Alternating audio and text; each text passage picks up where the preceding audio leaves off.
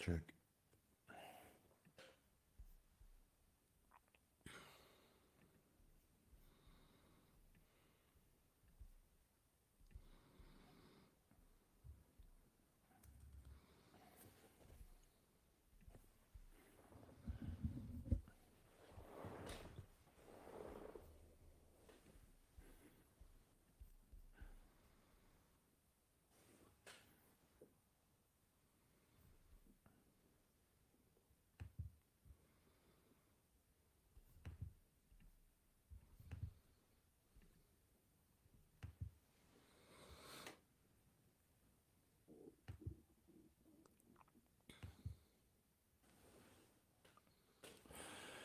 Hello, everybody, and welcome to the Yokohama Arena. This is the B.LEAGUE Championship Game 1 and the battle between CHIBA Jets and RYUKYU Golden Kings. Well, we're looking at the Japanese B.LEAGUE broadcasting crew, and my name is Jeff Taylor. I'm joined by Josh Bett. We are bringing you the action in English. No doubt Josh will splash in a few Japanese phrases along the way. Josh, exciting times as we look back at some of the highlights of the playoffs. And to be honest, it's been a great season for both of these teams. Oh, you're absolutely right, Jeff. I mean, we got the guys from Okinawa, that being the RYUKYU Golden Kings, getting back to the final. But CHIBA Jets, as we're very familiar with John Patrick, what a phenomenal season they've had. Arguably the greatest season in the history of the B-League, and setting a record for 24 consecutive games. But Jeff, only one champion can be crowned after the next 3 games. Well, these teams have already met this season a few times, and of course in the big one in the Japanese Emperor's Cup, it was CHIBA Jets winning that one back in March, and after that they played a couple of games, CHIBA Jets and RYUKYU Golden Kings splitting a couple. CHIBA Jets won more games this season, but that was the regular season, and now it's the playoffs, and this is a different time of the season. This is money time. And the intensity goes up even more. Yeah, of course, the first round of the playoffs for the CHIBA Jets, it was a scare in Game 1 of the quarterfinals against the Hiroshima Dragonflies, but they took care of business. And against a very depleted Alvark Tokyo team, I mean, Tokyo missing their 3 best players, but CHIBA Jets, I mean, it was a blowout in both games. But RYUKYU Golden Kings, as you mentioned, this is the finals now. 2 different teams, 2 different philosophies. It could go either way here tonight. Well, you go through an entire season, and really it's the amazing thing about the B-League for me, watching this league develop and evolve the past several years has been utterly the professionalism and the excitement and everything around the game itself. You always want to come to a basketball game and see great action, but you're always guaranteed a great time when you come to a B-League game. And I mean, you just feel like you've arrived in the big time watching this. Oh, of course, you made a very good point. I mean, the progression of Japanese basketball. I mean, you know, it must have been about 10 years ago. There were a couple of different leagues in this country, but they finally combined it to make the B-League in 2016. Jeff, I was in Japan in February at the East Asian Super League, at the Utsunami Arena, and in the RYUKYU Golden Kings Arena, the Okinawa Arena, which will be a venue for the FIBA World Cup. Let me tell you something. When Japanese basketball is taking place, there is never an empty seat in the house. Well, you look at how the playoffs have unfolded, and CHIBA losing in their first game of the quarterfinals to Hiroshima Dragonflies, but then winning 2 straight to win that series 2-1. Then they beat Alvark Tokyo in 2 games pretty convincingly. RYUKYU Golden Kings, meanwhile, overcame Nagoya Diamond Dolphins in 2 games, and then they beat Yokohama B Corsairs as well in 2 games, and spoiled Yokohama's dream, or ruin their dreams of playing here at home in the Yokohama Arena. But what a story. So many different storylines with all of these teams this season. And it all culminates here in this arena over the next 2, possibly 4 days. If it does go to a game 3, that game will be on Tuesday. So that was Yuki Tagashi. And again, as we look back at the 2020-2021 finals, you know, Seba's size was terrific. That was CHIBA Jets' year winning it. And it wasn't that long ago And boy, they would love to get back to lift that B-League trophy once again. They understand what it's like beating Utsunomiya Brex 2-1 and lifting the trophy. And then, of course, Ryukyu Golden Kings last year taking on Utsunomiya Brex. And, well, it did not go as planned for them. They played hard. They played well, but you got to play exceptionally well if you are going to win the title. And last year it was Makoto Hiyajima and Utsunomiya Brex getting it done against Ryukyu Golden Kings. But sometimes, Josh, you got to learn to lose in these big games before you win. And they have played like a team that has had one thing in mind all season long. It's been to get back to the final, and this time to win it. You're absolutely right there. And sometimes you need to adapt, and sometimes you need to make additions. Look, the thing the Ryukyu Golden Kings did a very good job of was adding Alan Durham. Now, I like to call him the Morocco man. He is a fan favorite when he played in the PBA for the Morocco Bolts. He was the best import player, but he has been unstoppable. They like to call him the Hulk. He is just simply going to have to be the X factor in this game because, you know, what a return it's been to Japanese basketball for John Patrick, the head coach of the CHIBA Jets. In 2006, he was the head coach of Alvak Tokyo, went to Germany where he had a decade of excellence, and now he's back, and it's been a fairy tale season for him. So this is going to be a very exciting matchup for these two powerhouses. And let's don't forget that there is the taste of championship success that at least one of these players in the Ryukyu Golden Kings has had in the B-League, and that was Josh Duncan, who played in that CHIBA Jets team that won the title. So he will no doubt be an important player in this. I look back, Josh, and I just remember watching CHIBA Jets play all season, and it really has been a different type of game that John Patrick has brought to this team. We watched him play, as you mentioned, in Germany for MHP Riesen Lewisburg, and they were a powerhouse team, particularly defensively.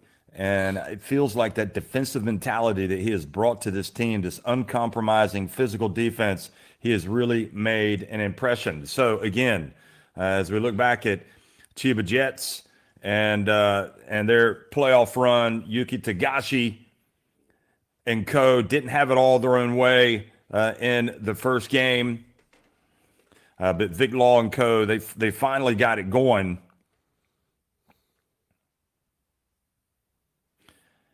And you can see that once they do get it going, there's no stopping them.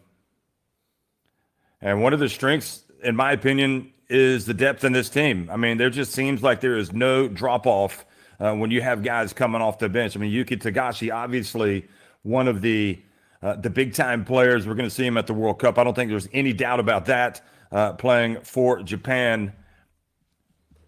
But it's a deep team.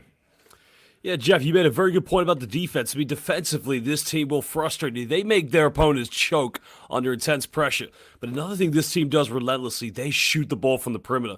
They'll take up to between 40 to 53 pointers. And if they have a 30% night, it's over. It's all over with the CHIBA Jets.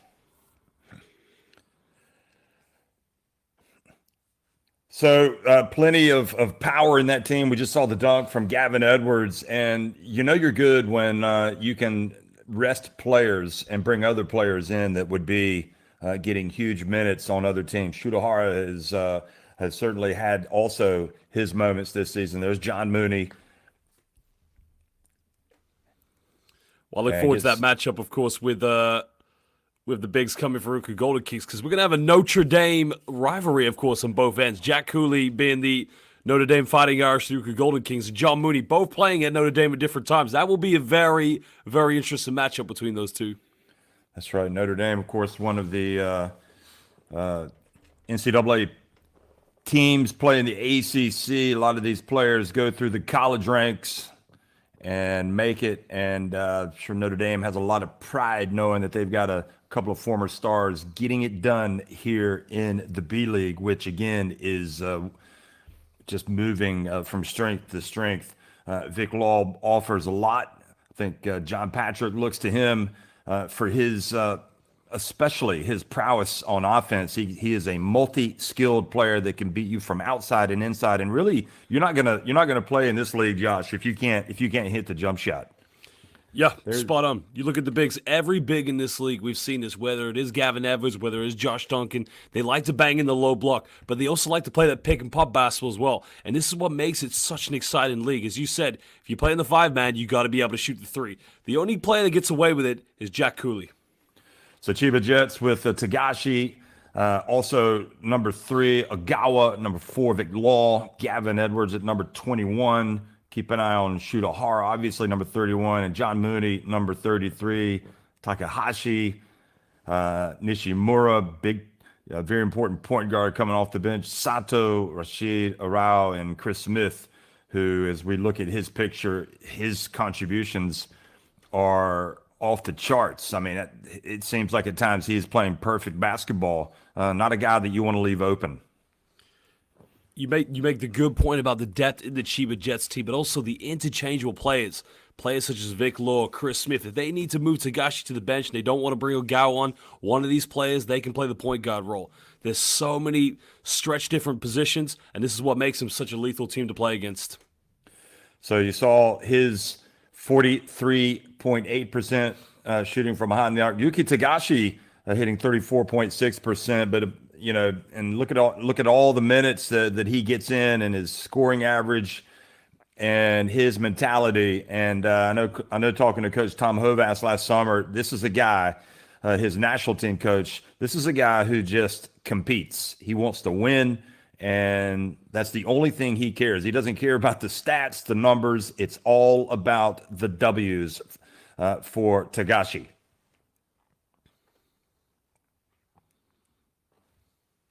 So Nishimura, again, will be one of the primary guards coming off the bench to spell Tagashi in those key moments. John Patrick likes to pick his moments when he sits Tagashi down. But you got to remember as well, something that some players might have a difficult time getting used to is the back-to-back nature of these games.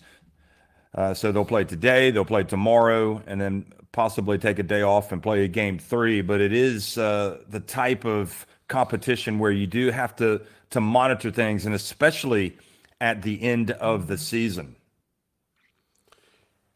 Yeah, it's very unique, the B-League, of course. I mean, so many back-to-backs, as you mentioned. You play on a Saturday, you also play on a Sunday. In this case, you could play 3 games in a row, which Chiba have already seen so far when they played against the Dragonflies. But for players that are very experienced in this league, they'll be used to that. It's the players who are just joining this league for the first time. That's probably been the tough test for them.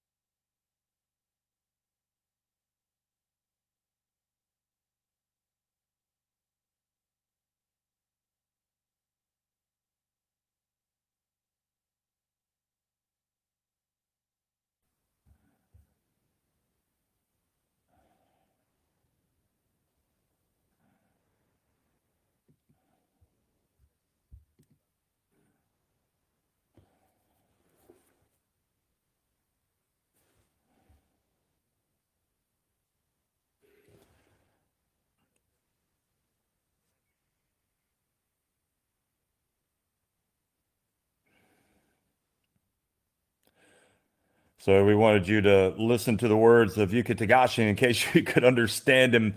No doubt looking ahead to this big game, this big opportunity, the player that has been there before, been there, done that, and in the prime of his career. And you only get so many opportunities in your career to win titles. Tagashi knows that. All these players know it. Some never experience it. Huge year for Yuki Tagashi.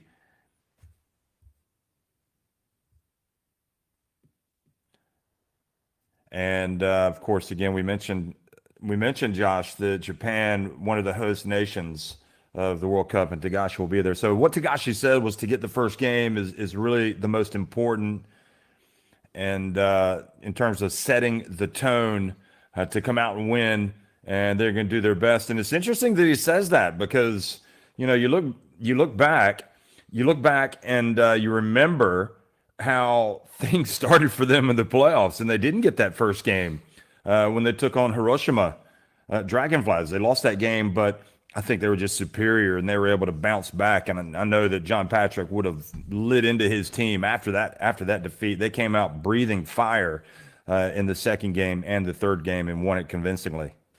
Well, every great team just needs a test at some point. I mean, as we mentioned, they have breezed through the B League this year, setting the record with 24 consecutive victories. I mean, every single position, they are completely stacked. They have a backup player as well. This is a good team, RYUKYU Golden Kings. As I mentioned, if there's one thing that the Golden Kings are going to be able to give the CHIBA Jets a challenge with, it's with Jack Cooley and Alan Durham.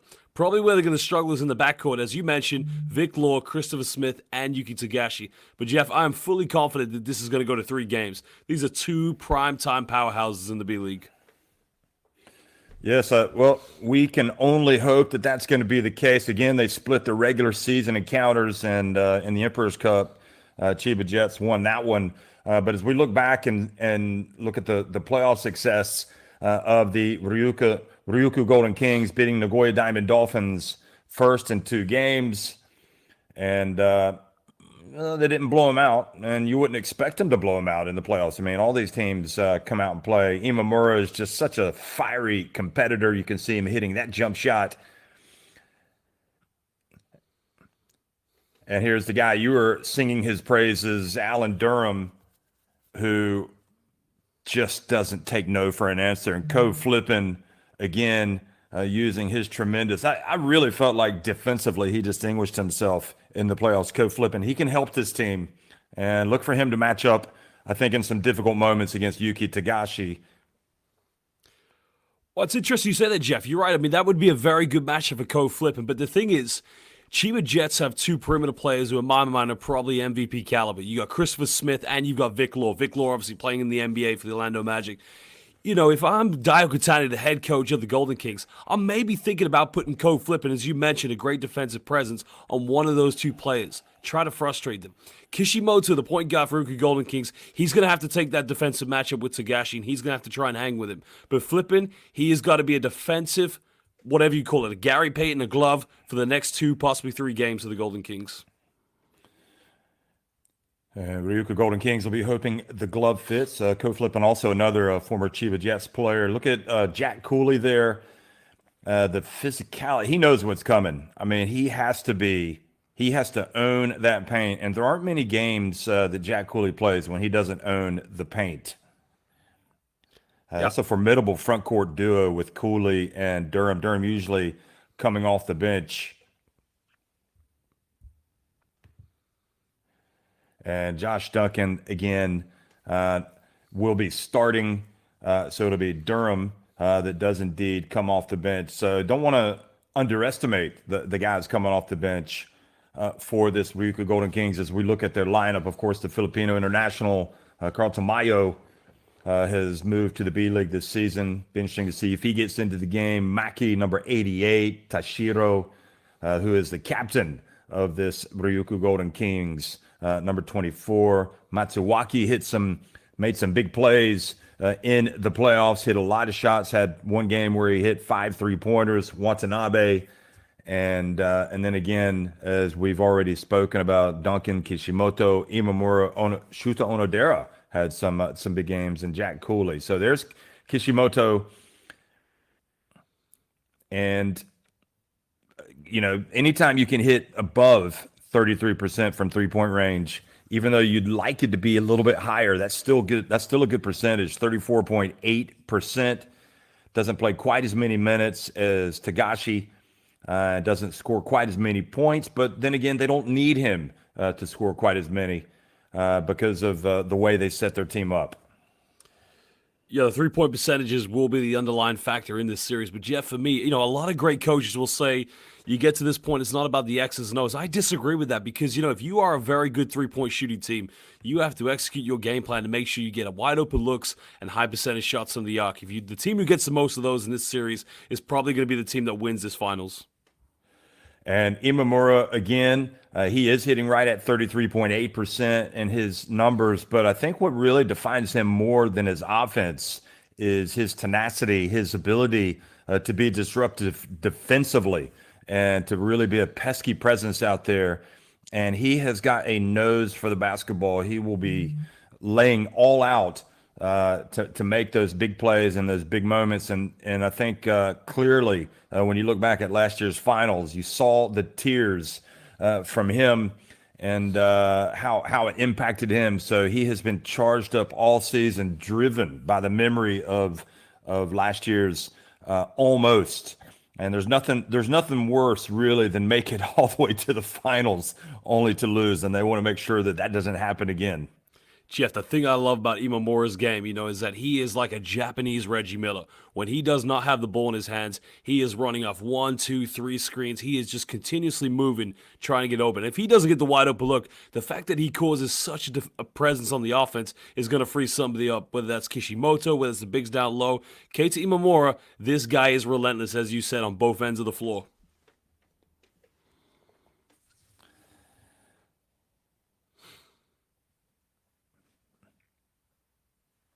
Well, what goes through the minds of these players is in these moments before finals, you can see we're just under 12 minutes away from starting things off. Flippin didn't get as many minutes, but when he was with Chiba, but again in the playoffs, he did kind of distinguish himself.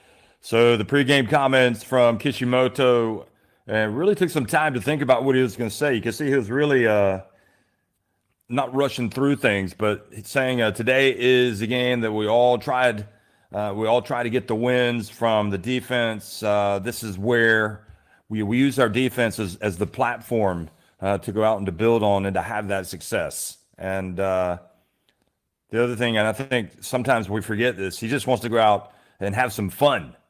This is a game after all. Well, that's the most important part of your profession, Jeff. You got to love it. No doubt these guys, they love what they do. But, I can't tell you how excited I am for this series. These two teams arguably have been the best teams in the regular season.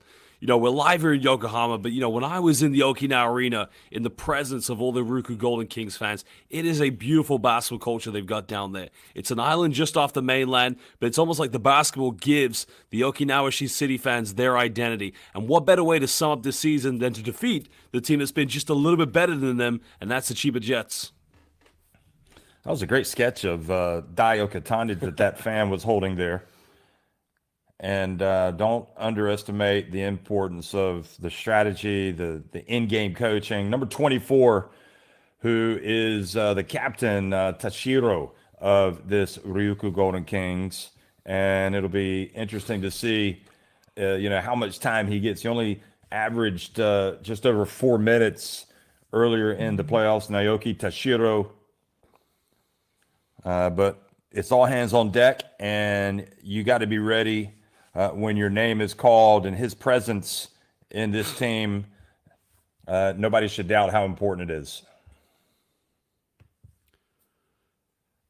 Well, another thing to look out for here in the final, of course, you got your rotation players, your go-to players, but there's always an X factor on each team. Who is that player going to be between these two squads? You're expecting Kishimoto and Imamura. In my mind, it's got to be Flippin for the RYUKYU Golden Kings.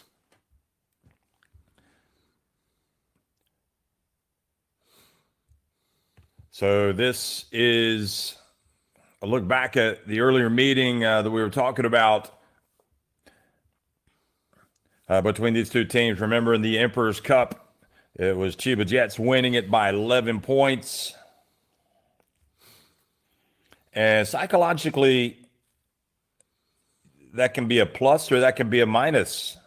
It really depends. Sometimes you get that cup win and kind of, I don't want to say you lose the hunger, but you certainly fuel the hunger of the other team, the disappointment. But psychologically, they kind of let them know that we are the best team up to this point of the season. We've got the hardware to prove it.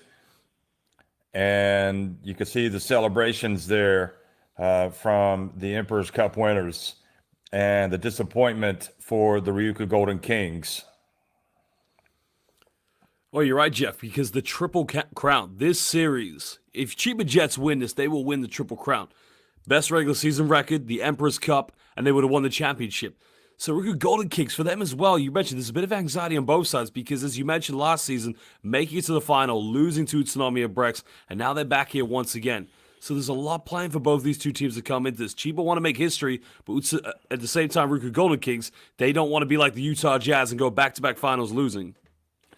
Those next two results, though, in the regular season really stand out to me. 89-85, Chiba Jets winning the opening game when they played in their regular season. And then the next day, it was the Golden Kings that came out and just put it all out on the line and got the win. And I think they needed that from a mental standpoint to say, yeah, you're not going to push us around. We are going to give you everything you can ask for and more. And gosh, you look at Smith and you look at Law, you look at Edwards, and these guys have just played in so many important games in their careers. John Patrick, who we mentioned, I don't know. I mean, I think you have to say he's got to be one of the top 5 stories in Japan this year. The way he has kind of juiced up this Chiba Jets team and really emphasized the defense. Dio Katani has had to match him, and I think it's been great for basketball for the B.LEAGUE that John Patrick has come back. Jeff, he's a myth. I don't know other way to describe John Patrick. I mean, I've had good friends here in the UK that have played professionally for him. One thing he demands from his players is hard work. But how many coaches in the international world speak English, German, Japanese to the fluency that he can coach his players in those languages? He's a winner at all levels, taking MRP Riesen Liversberg to 2 FIBA Basketball Champions League Final Fours and now having a historic season here with the Chiba Jets. I tell you, there's no other word I can explain John Patrick other than this man is a myth. So we got to look at the referees. Now the lights are clearly lowered and part of the pregame festivities in the B.LEAGUE.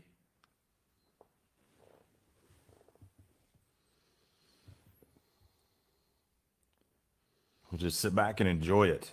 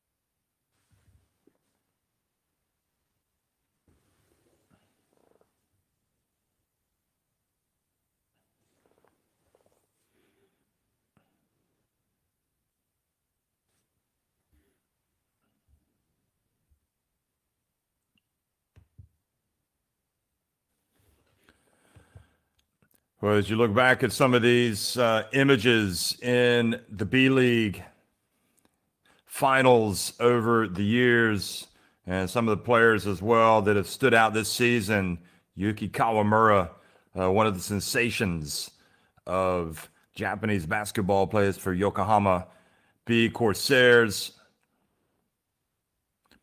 And of course, fully expect him to be in that Japan national team lineup when they play in Okinawa.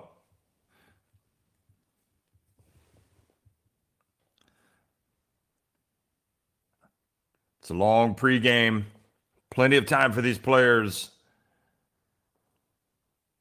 to get themselves fired up for this game. Tagashi, though, seems relaxed, doesn't he? I mean, it's a situation where he's been there before. He's lifted the trophy before. He understands the meaning, what it takes to get to this point. And again, there's nothing like experience that makes a player better. Yeah, he's like that for most of his games, of course. I mean, he's just a very experienced pro, whether he's playing for Japan's Akatsuki's 5 or he's playing for the Chiba Jets. But another key person who's in the crowd tonight is the Japanese national team head coach, Tom Havas. So no doubt he'll be having a look at some of the players he'll be looking to take to the FIBA World Cup this summer in Okinawa, as you mentioned, Jeff. So, absolutely. We'll talk more about Tom Havas in a second. Josh Duncan, Ryuichi Kishimoto, Keita Imamura, Onodera, and Cooley in the starting 5 for the RYUKYU Golden Kings. Yeah, we saw Tom Havas out at midcourt with Jip, the mascot. You know what surprises me, Josh, is how big Tom Havas is compared to Jip. I was trying to figure out if that was a real robot or somebody dressed up as a robot. Hopefully it was the latter. We've already seen robots hitting half-court shots. I mean, it is unbelievable what they're doing here in the B-League. But, one thing I like about this, you got Alan Durham coming off the bench. The Morocco man, he can really be that impact player here for the RYUKYU Golden Kings. He's going to get you offensive rebounds. He'll get you buckets. But, defensively, what I'm trying to figure out for the RYUKYU Golden Kings, what are going to be the matchups against Vic Law and Christopher Smith? That's going to be the underlying factor here in Game 1. So for the Chiba Jets, it'll be Tagashi, Law,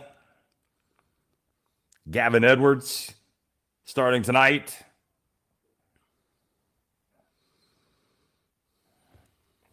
Hara, Shuto Hara, and John Mooney. And you know what's frightening about that starting 5 there for Chiba Jets? Every single player in that starting 5 can shoot the ball prolifically from the perimeter. The only player that has the slowest release in this starting 5 is John Mooney. But Jeff, too many players in the last 2 rounds. They left him wide open. Kerry Blackshear, Hiroshima Dragonflies. Same thing with the Alvak Tokyo. If you give him time and space, he will consistently knock down the 3-point shot.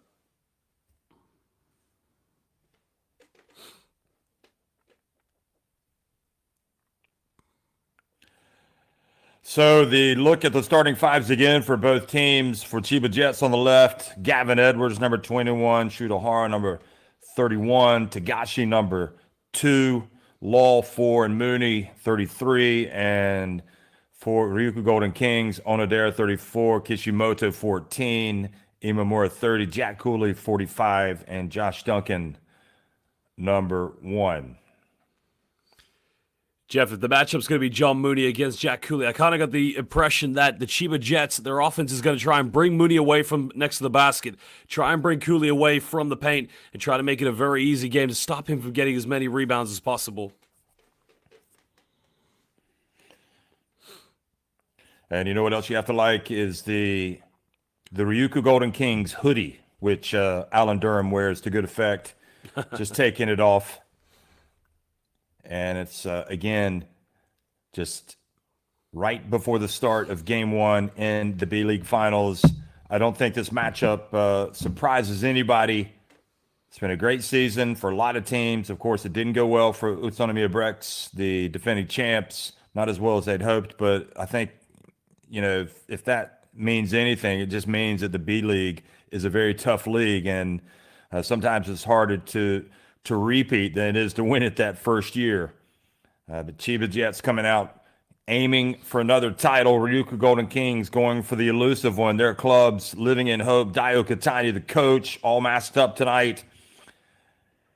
And there's John Patrick wearing the Stanford Cardinal red tie. We're about ready to start off. Well, hello, everybody. Good afternoon. It is noon here in Japan, and the B-League Finals underway. Game 1. We're in Yokohama, the Yokohama Arena. RYUKYU Golden Kings winning the opening tip. Duncan comes right out and nails the three-pointer, and the man that has won this title before with, well, at least one of them anyway, for RYUKYU Golden Kings, He won it with Chiba Jets. He nails the first three-pointer. Big shot.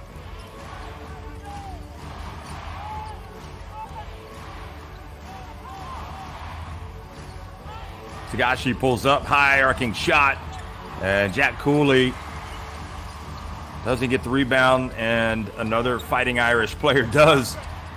And Mooney gets his second offensive rebound, and that is a recipe for disaster for RYUKYU Golden Kings if they keep giving those up, because eventually the ball is going to fall for Chiba Jets. Here's Mooney. He's got the rebounds, and he's got the three-point shot.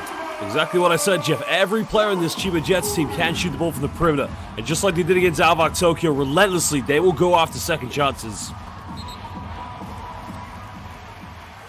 So Shudahara comes out, and see a little bit of that defensive approach from Chiba Jets. They are not going to be shy about putting their bodies on the opponent. So Josh Duncan comes out, hits the three.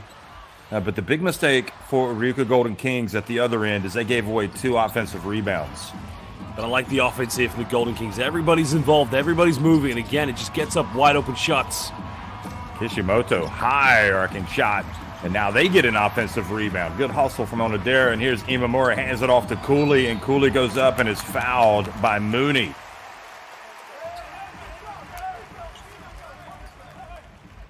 It was a strange play there by Togashi on the previous one because it was going out of bounds. He tried to save it, but he threw it right in the hands of Imamura, and that was just a gift there for the Golden Kings. In fact, that foul might have been on Edwards. Yeah, it was, because it looked like Mooney got all ball as he reached up. And the difference with Jack Cooley and Mooney really is you're going to see a lot more, as we've already seen, perimeter play from Mooney offensively. Whereas you know what Cooley's doing. He is just going hard inside.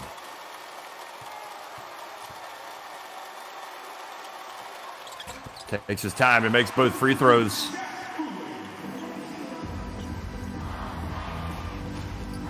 Both teams shoot it well from the free throw line coming in. 73% for RYUKYU Golden Kings. 77 even better for the Chiba Jets.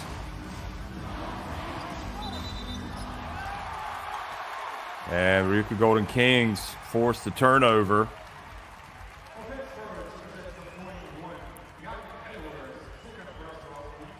Well, that's a little bit harsh, I think.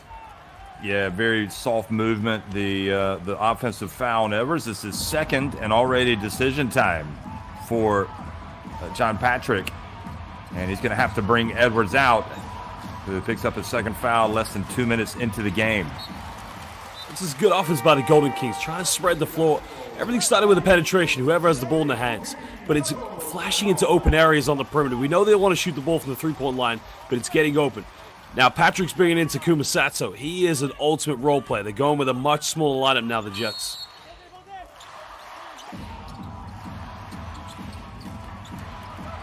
So the first little bit of adversity faced by Chiba Jets, losing Gavin Edwards. Now Duncan drives in, and there's Cooley, and now he puts it up, sticks with it, can't get it to go. Vic Law takes it and runs. Shudahara. And Tagashi with his first two. See, if I'm the Golden Kings right now, you know, you've got two bigs out there, and there's not a great matchup against Jack Cooley. You want to force the ball down low. But if the double teams come, you got to be quick and kick it out to the perimeter.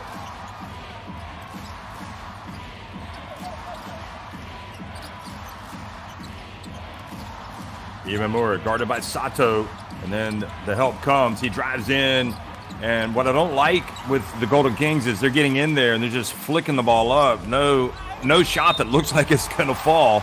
And this time Chiba Jets attack and get to the line with Tagashi. That's a poor transition defense by the Golden Kings. As you mentioned, getting a bad shot. But look at that. You got three Golden Kings players just jogging back. Tagashi's too quick. He will punish you in transition. You got to make sure you protect your paint.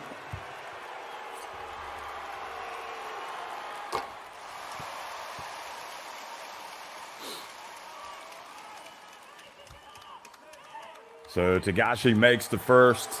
Comes in averaging 11.8 points in the postseason.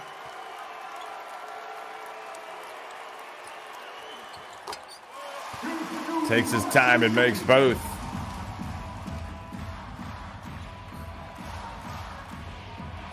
And it's Sato that is guarding Kishimoto. Imamura comes up. Launches it from three-point range, and Law rebounds and runs. Look at him. He's electric. He hands it off to Sato. Outside to Shudahara. They pass it around to Tagashi, who comes up right to the line and makes the jump shot. Again, the exit of Gavin Edwards after picking up a second foul, and RYUKYU Golden Kings forcing up some very poor shots. They've got to throw the ball down low.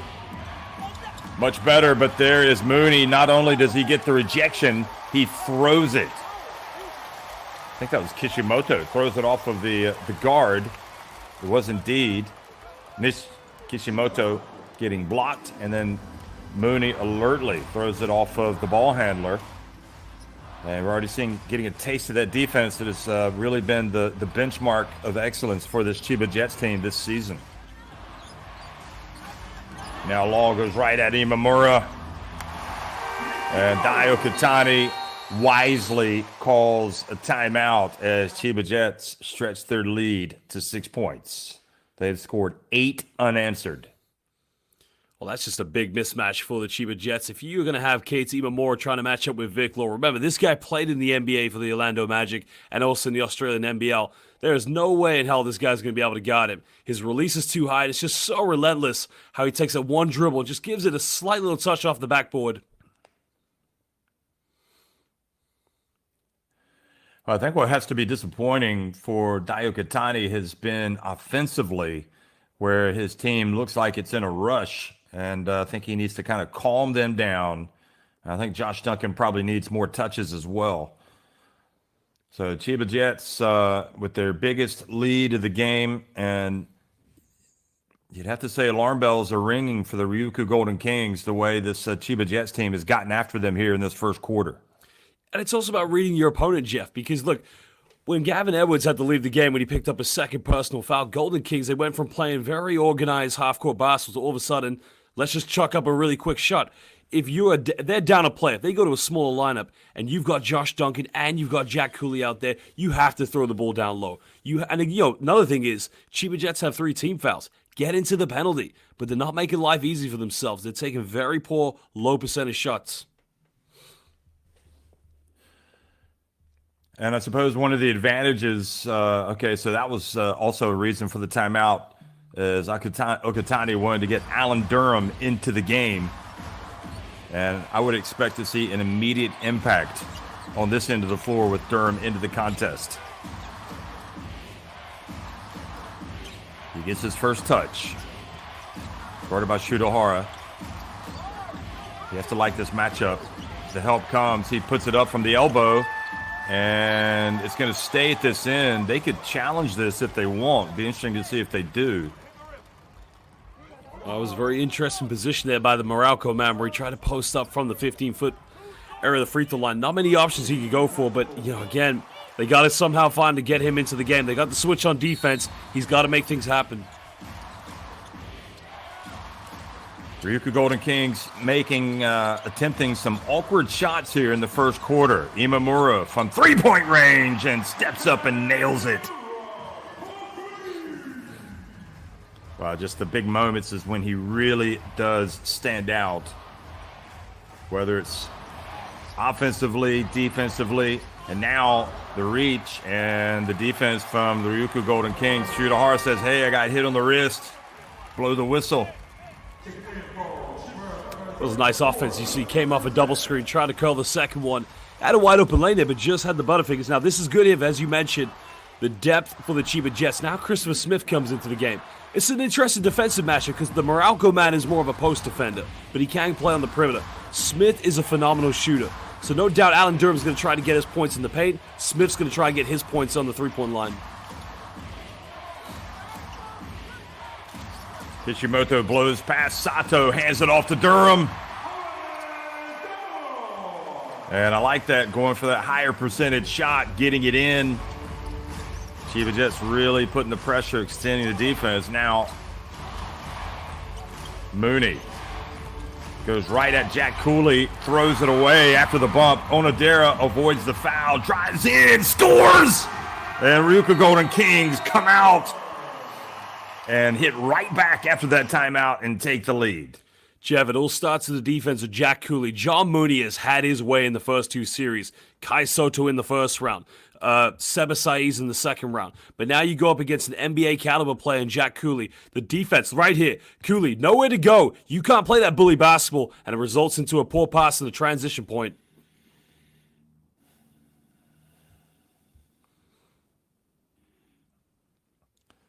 So Imamura and Onodera coming out, making terrific plays, and Jack Cooley using his big body to good effect, guarding Mooney.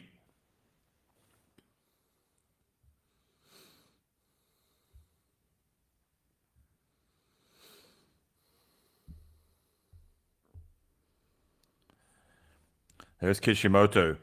You just cannot allow him to blow past you. Yes, the help defense comes, but then that leaves somebody else open. So Sato, I think, needs to move his feet a little bit better on defense.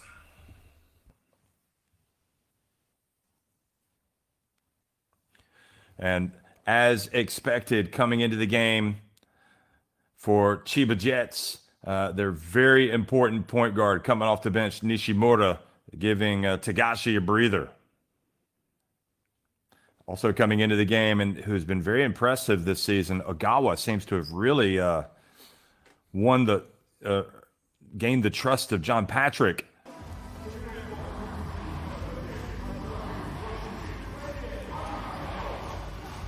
Ogawa playing just under 12 minutes per game in the postseason. Now Smith, and now he goes right past number 15 for RYUKYU Golden Kings, who's come in, Matsuwaki. So Jones sees the mismatch, and Matsuwaki is not out there for his defense. He's out there for his perimeter threat, and that's not going to be a matchup that he's going to win. That's an interesting change that Diokitani made there to bring him to come on and defend Christopher Smith, because again, it's another mismatch. Well, Smith is going to be upset with himself. He did all the hard work, got right past him, and then missed the layup. That is not an enviable matchup for Matsuwaki. Durham, they prevented him from getting in. Here is Cooley. Look at the swarming defense. Matsuwaki for three, and that's why he's in the game. Well, the compensation for the poor defense on Christopher Smith. I mean, the three-point shooting is not a bad option. But again, if you're the Chiba Jets, put the ball in the hands of Smith, because he is going to have a buffet against Matsuwaki. Mackey also in the game, and now he's guarding Smith. And a little bit better matchup. And again, Smith, he's so good from outside, but inside he's missed a couple of shots. Now Durham takes the bump, puts it up. That was great defense. Now quickly, Ogawa has it knocked out and almost made a great play. And now Kishimoto quickly to the other end, pulls up from deep and nails a three. Some missed opportunities for Chiba Jets. And looky here, folks. Chiba Jets were on a roll, 8 unanswered points, and ever since it's been the RYUKYU Golden Kings now. It was stretched their lead to 7. Nishimura missing from deep, and if alarm bells were ringing for RYUKYU Golden Kings, they are most definitely ringing for Chiba Jets right now. John Patrick's going to make some changes, get Vic Law back into the game.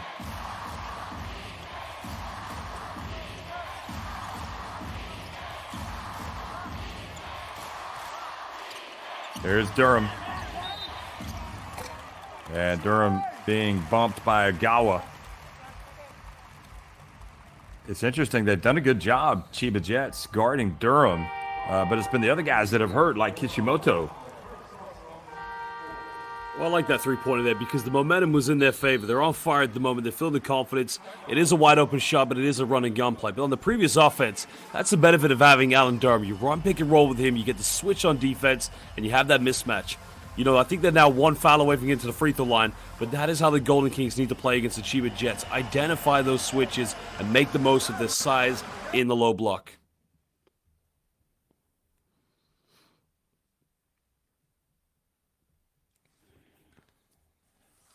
Well, really what was interesting to me was Matsuwaki ended up having to guard Chris Smith, and Chris Smith beat him once, but missed a couple of opportunities. And Matsuwaki hit the big three-pointer. And it really is a case of you got to make your shots. Here is Cooley passing it back outside to Matsuwaki. And again, that's why he's on the court, is to hit that open three. Well, that's the bread and butter of these two teams. They love to shoot from the perimeter. You know, if one of them's feeling the confidence, as we mentioned, they will play the run and gun sort of up and down basketball. They'll get a quick shot if they are making those three-pointers. But again, defensively, Chiba Jets, they have to rethink things now because in the low block, they're struggling against Allen Durham. But now in the perimeter, Kishimoto, Matsuwaki, they're all feeling their confidence.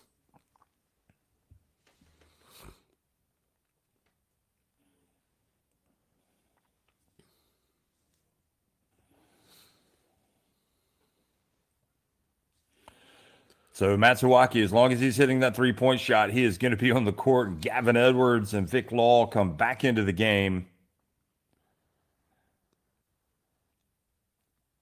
Josh Duncan also takes the pass from Durham and hands it off to Maki. Look at the defense, how far it goes out for Chiba Jets. Matsuwaki co-flipping into the game. He puts it up from the top of the key. Duncan with the rebound. And Duncan gets in and scores against his former team.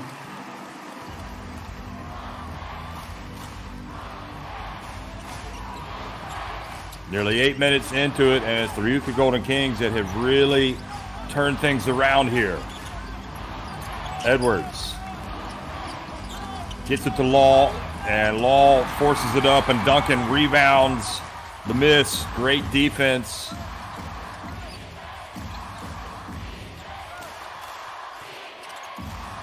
Co-Flippin hands it off to Durham. Great quick take, and Co-Flippin and his ability in the playoffs to put the ball on the deck, to drive to the basket and distribute has been key. I like that one. He draws both defenders and finds the Morocco man in the paint. At the moment, RYUKYU Golden Kings flying with confidence on both ends of the floor. Ogawa gets in, takes on Durham, and does not live to tell the tale. And then Durham goes up and says, "How dare you?" Said, "Don't bring it in here, young man." Great defense from the veteran. Jeff, what I'm amazed about, the Morocco man doesn't even need to do much. I mean, all he does is extend his arm on that block shot. He doesn't swat it, but, you know, Chiba Jets, desperation basketball here at the moment.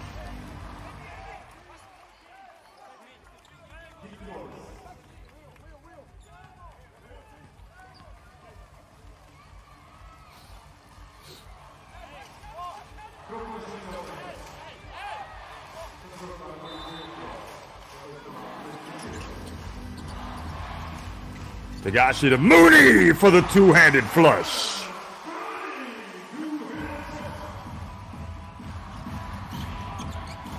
So that stops the rot, finally. First basket in a long time, and now Mooney picks up the basketball and drives in. And I'll tell you what, where would they be without Mooney today? He has picked up the baton and run with it for this Chiba Jets team offensively.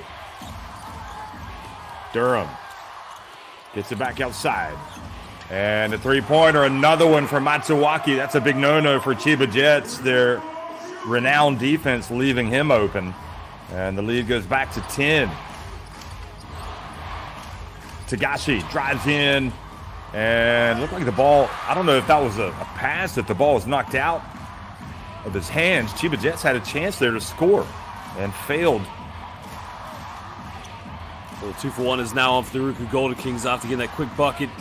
I'm identifying to try to get another perimeter shot here to finish off the first quarter.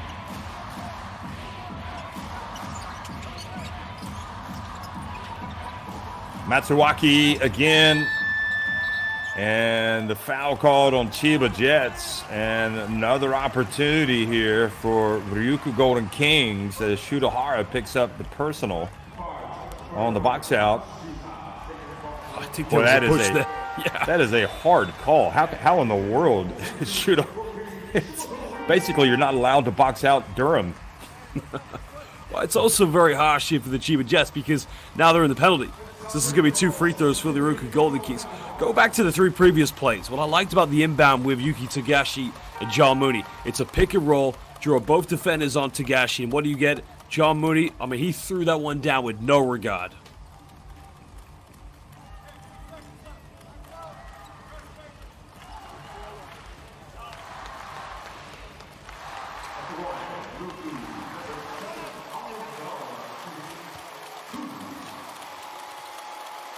So Durham at the line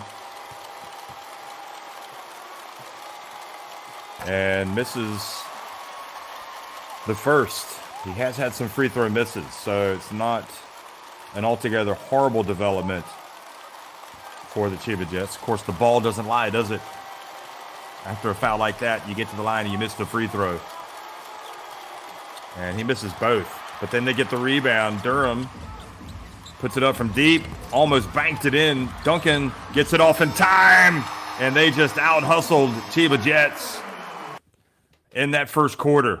What a performance for the RYUKYU Golden Kings. John Patrick is going to be furious. His team giving up 27 points in the opening quarter. They trail by 12.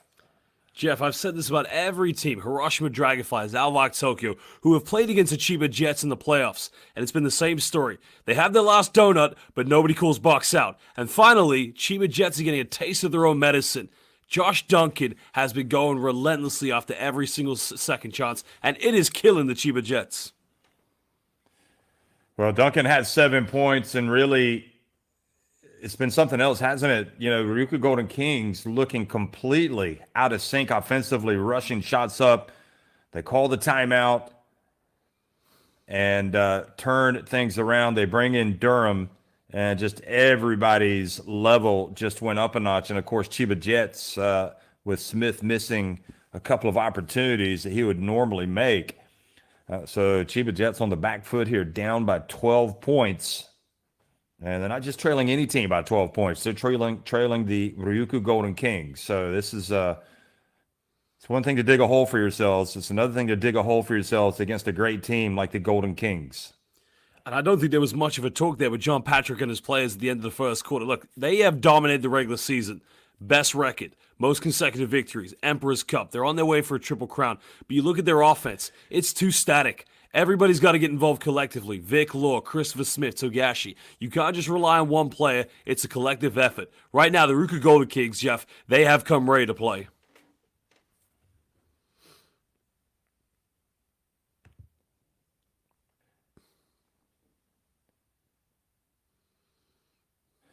Chiba Jets shooting just 37% from the floor, 5 of 13 inside the arc. And the big difference has been the three-point shooting beyond the arc. The Golden Kings, 5 of 9, and the Chiba Jets, 1 of 3. So second quarter underway. Chiba Jets with possession and looking to make some inroads, trying to cut into this deficit here, down 12 points against the RYUKYU Golden Kings, who made it to the final last year, but fell to Utsunomiya Brechts. Tagashi over to Mooney, and I think the foul's on Matsuwaki for boxing out, and he's asking how that one can be called. So I guess what comes around goes around. At this end, they call one.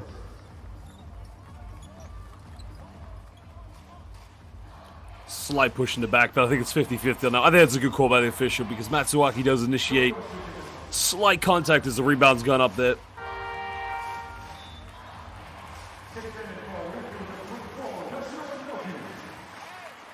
So the captain, Tashiro, comes into the game, and his concern right now is playing D on Vic Law. Tagashi, look at Duncan go up.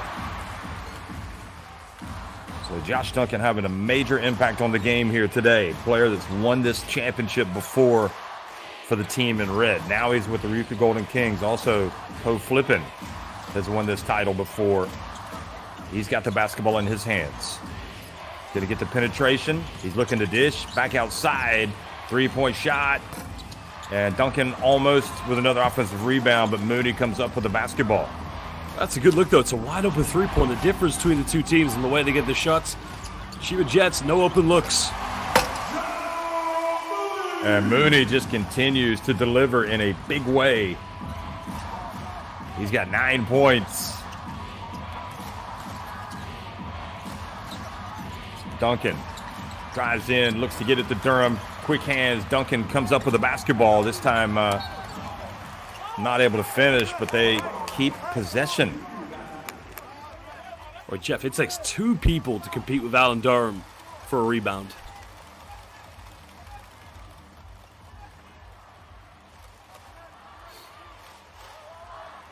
Mooney 4 of 7 from the floor. He's even hit one of 2 from 3-point range. And now the push. Durham picks up the foul. I'm not too sure. Does he fall over? Oh, no, it's on Duncan, excuse me. Yeah. Setting the pick.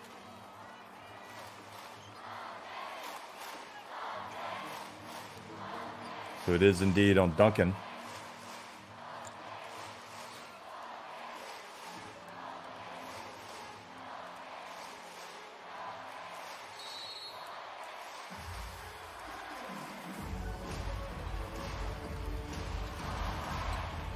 Tashiro guarding Law. This is where he has to really contribute.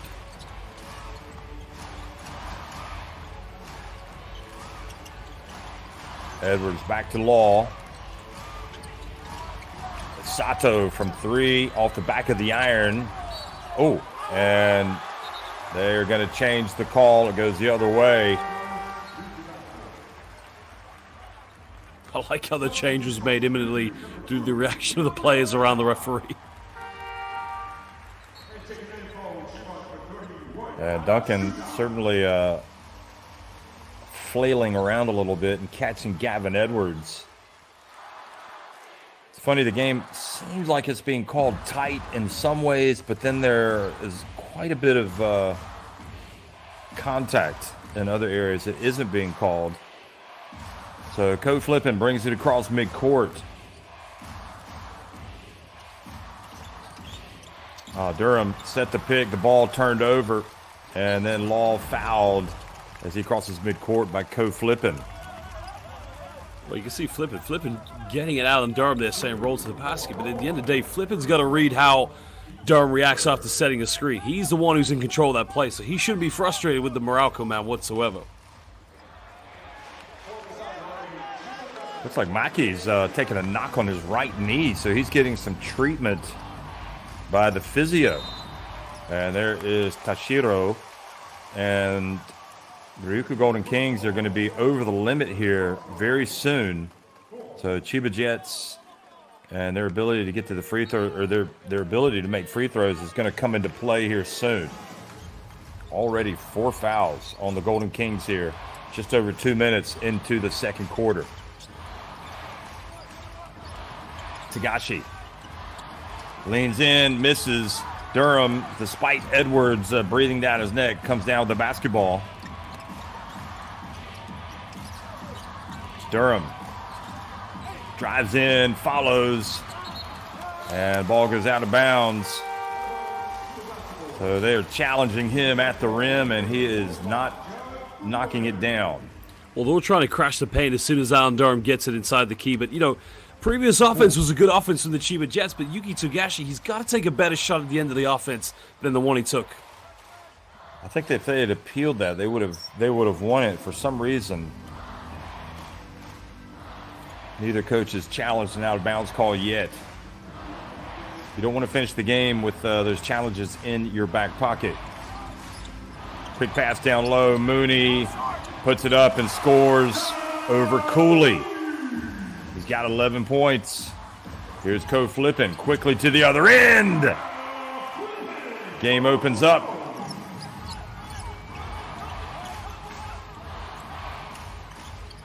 Tagashi feels the bump and almost an and one, but he gets a couple of free throws. That's much better for Tagashi because on the previous play, he's gone for pump fakes and taking these tough, hard fadeaways, looking for the backboard. Draw the contact, get to the free throw line. But Jeff, I got to tell you, on the previous play with Code Flippin, now the tempo of the game is starting to open up. Both teams trying to get more points in transition very quickly.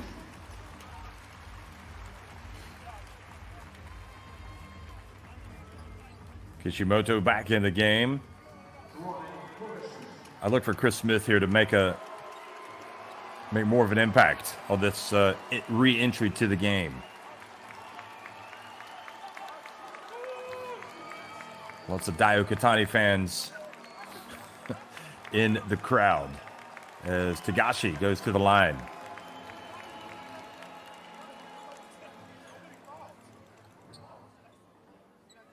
And as the referees huddle up, I'm not sure what they're talking about, but you think about this position that the Ryukyu Golden Kings have right now. I mean, this is a game they know they've got to win. You get up by double digits, it would be devastating for them not to win game one.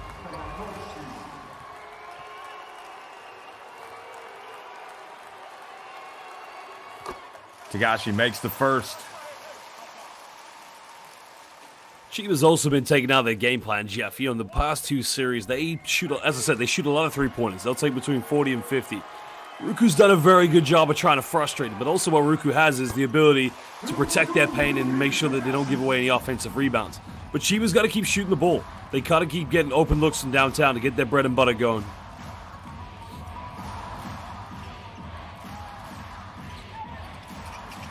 Imamura back in the game. And Ko Flippin tried to make the pass, and they were ready that time. I'm not even sure if he gets it to Cooley, if Cooley's going to be able to do anything with it. And meanwhile, Tagashi goes in and misses the layup. And Duncan is fouled. That is number 3 on, they're going to call that on Gavin Edwards. That is his third foul. Yeah, I'm not sure he committed that foul, though, because that's a very tough one if it's on Gavin Edwards. You can see John Mooney trying to call for it. He's going to go even deeper his bench now. So Yaku Arayo is going to come into the game, just give some minutes down low, and here he is, big, burly, and going to try to bring the physicality. Dick Law also on the bench. You can see the frustration. Chiba Jets, as you mentioned, their strength has been taken away from them right now by the Ryukyu Golden Kings. Yeah, but can the Golden Kings capitalize it? Edwards is out of the game. Can they get something in the low block? Cooley's got a mismatch again. They got to get the ball to him now. Well, they got fouls to give. Oh, he banks it in. Oh, he definitely did take advantage that time.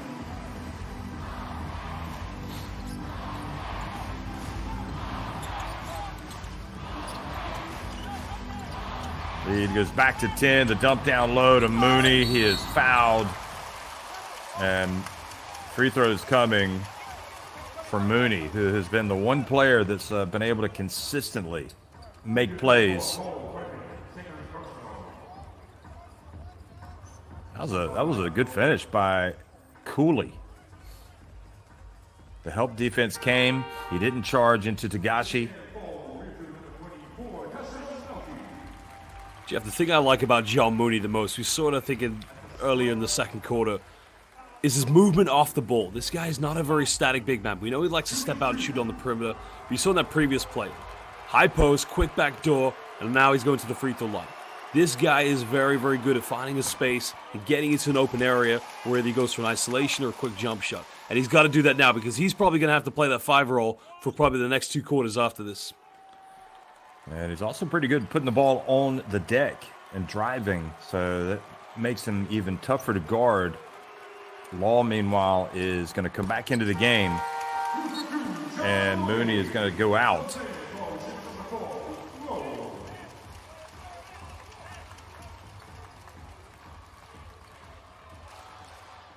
That's a small lineup they're going with here, and again, Ryukyu Golden Kings, you've got to take advantage of this. Just keep throwing the ball down into the low block.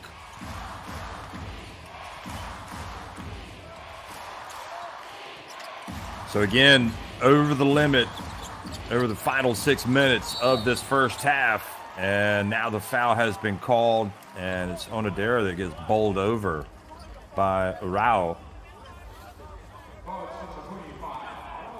Just bam, collision.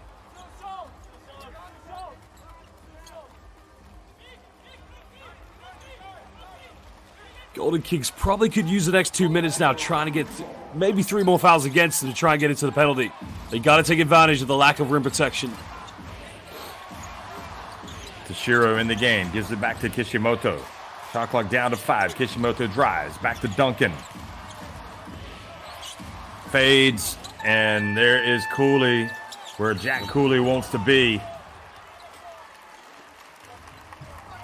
Feed the Cooley. Feed Jack Cooley. Give him the ball, Jeff. They cannot guard him right now. They're going to have to keep fouling him.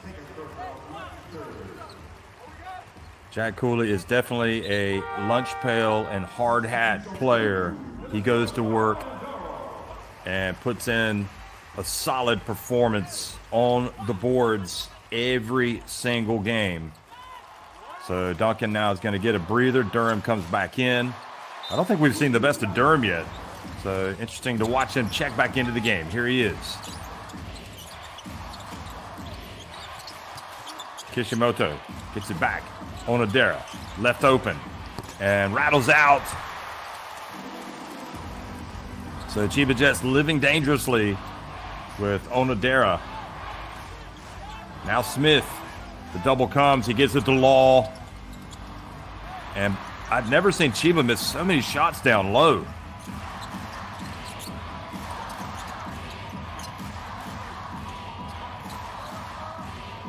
Less than 5 minutes to go now in the first half. And as you mentioned, can this Golden Kings team capitalize with their size advantage? A little turnaround. Durham misses everything as the shot clock was about to expire. Chiba just trying to hang in there right now with Rao in the game. Edwards out. Tagashi knocked away. Oh, Cooley able to save it, but then Smith comes up with it. Cooley thinks he got impeded there, but again, there's no foul whatsoever. Go back to the previous offense, Jeff. Kishimoto has the ball in his hands way too long. As a point guard, you got to get your team into a quick offense. And as I've said, why not just throw the ball down low and draw more contact, more double teams? RYUKYU Golden Kings, they have these opportunities, but they don't identify this collectively. And it could be what Dio Katani is going to tell him right now. Cooley and the Golden Kings over on the bench. Are they letting some opportunities go by the wayside? That was great hands by Kishimoto. And that was just Toshiro. Just had, as you mentioned, butterfingers. Doesn't pick up the basketball. So it's an opportunity here for Chiba Jets. A strange substitution Dio Katani made there. He took Josh Duncan out of the game and brought Alan Durham, who has struggled in this game so far. But when you've got a very ultra-small lineup with no John Mooney and no Gavin Edwards in the line here for Chiba Jets, the benefit of having Josh Duncan is he can be a natural power forward on the perimeter. Just let Jack Cooley have the time and space. If you got two post players in there, it makes it very hard for them both to operate in the paint. Yeah, the only thing I can think is that Duncan will come back in here. Just need a breather, or Dio Katani knows it's going to be potentially a long series, a 3-game series, and also he's got a full 20 minutes coming up in the second half.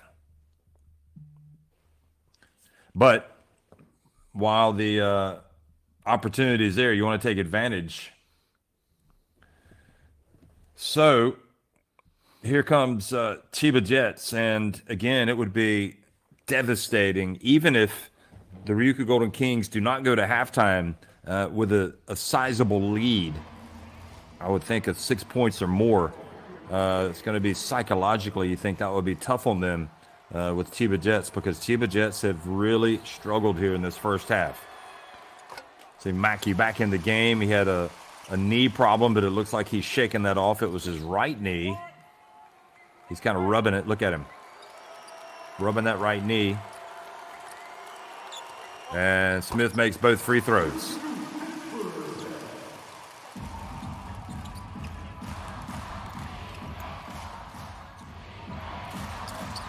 So can they get it down low? Shutahara putting some good D on Kishimoto. Shot clock down to 10. Kishimoto over to Cooley.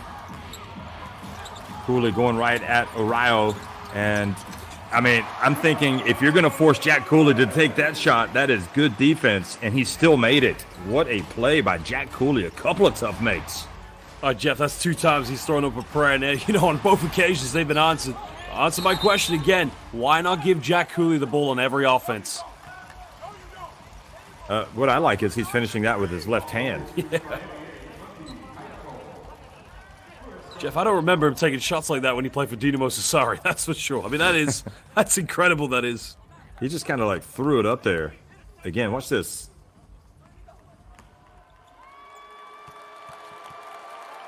But the problem is, because they are over the limit, and they have been for some time, when they commit these fouls, they're putting Chiba Jets on the line.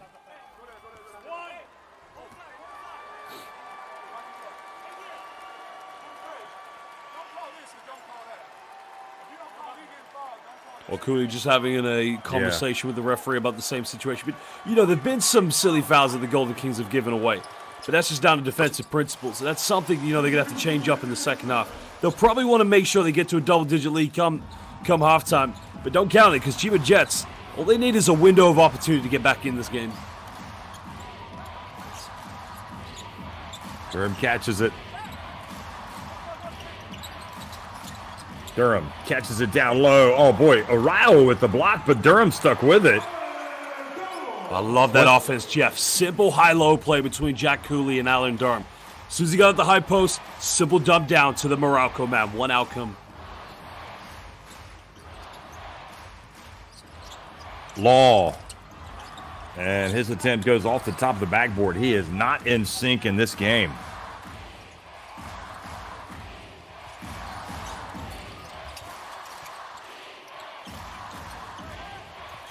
Law with just 2 points, 1 of 5 from the floor. Kishimoto, a little runner, and it goes off of Smith with 6 seconds on the shot clock. Well, you talk about players out of sync. Kishimoto, one of those players right now. He looking very, very indecisive with the ball in his hands. He's taking way too long to get the offense set up. If you're not going to get a quick transition point, you got to get into your sets quicker. The quicker you get into your sets, the easier it's going to be to try and break down the Chiba Jets defense.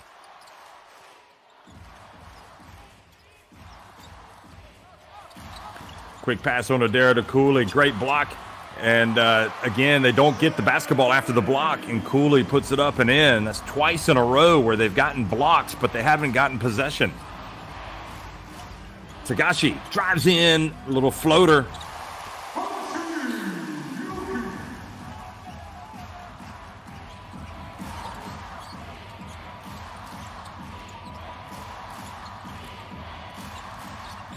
So Mooney back in. A little bit harder, you would think. Oh, beautiful bounce pass. Durham, give and go, and an and one. Loving it. We'll have to see the replay of that one, Jeff, because, was he in the process of his 1-2 step when he got fouled there? I love the offense. Again, another high-low play between Cooley and the Morocco man. But was the foul committed in the process of the 1-2 step? Let's have a look.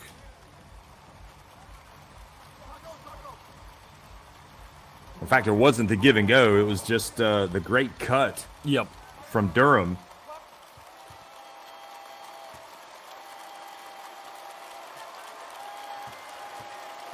Well, John Patrick had to bring Mooney back in the game, but you can see not having Gavin Edwards, it really is causing problems for the Chiba Jets. Durham struggling at the free throw line. Tagashi makes them pay with the three. So instead of going up by 11, they go up by 10. And here's Durham. Takes it all the way in, though, and answers. And good handles from Durham. Morocco, man, he's feeling it. But again, that may have been the window of opportunity for the Chiba Jets with the three-pointer they made.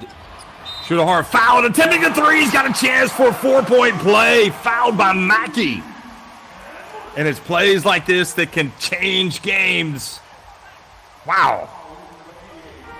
So I talked about, Jeff, the window of opportunity. It's going to start raining threes now. And that was one of those shots where you're like, no, don't take it. That's not a good shot. And then he makes it. And all of a sudden, huge momentum shift.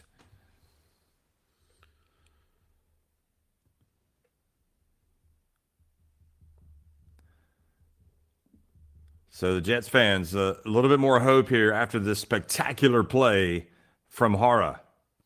And Maki has to know you get the hand up in the face, but you cannot let your momentum carry you in. You can't have any contact whatsoever. And he puts them on the line, and that is not a good development for the Golden Kings. Chiba Jets, if they've done anything well today, it's been make free throws. They are perfect at the line, 10 of 10. That's not the first time Shutahara's had a few M1s here from the perimeter. There's a saying we have here in the B-League whenever Shutahara makes an M1 three-pointer. We call it uwi and na, because you don't expect it to go in, but somehow he elevates high enough and has just such a big, big rainbow arc on his three-point shot. But as you mentioned, no need to make any contact. Just put a hand up. Make it a tough shot. As soon as you make any contact with him, you are just inviting the officials to make a decision.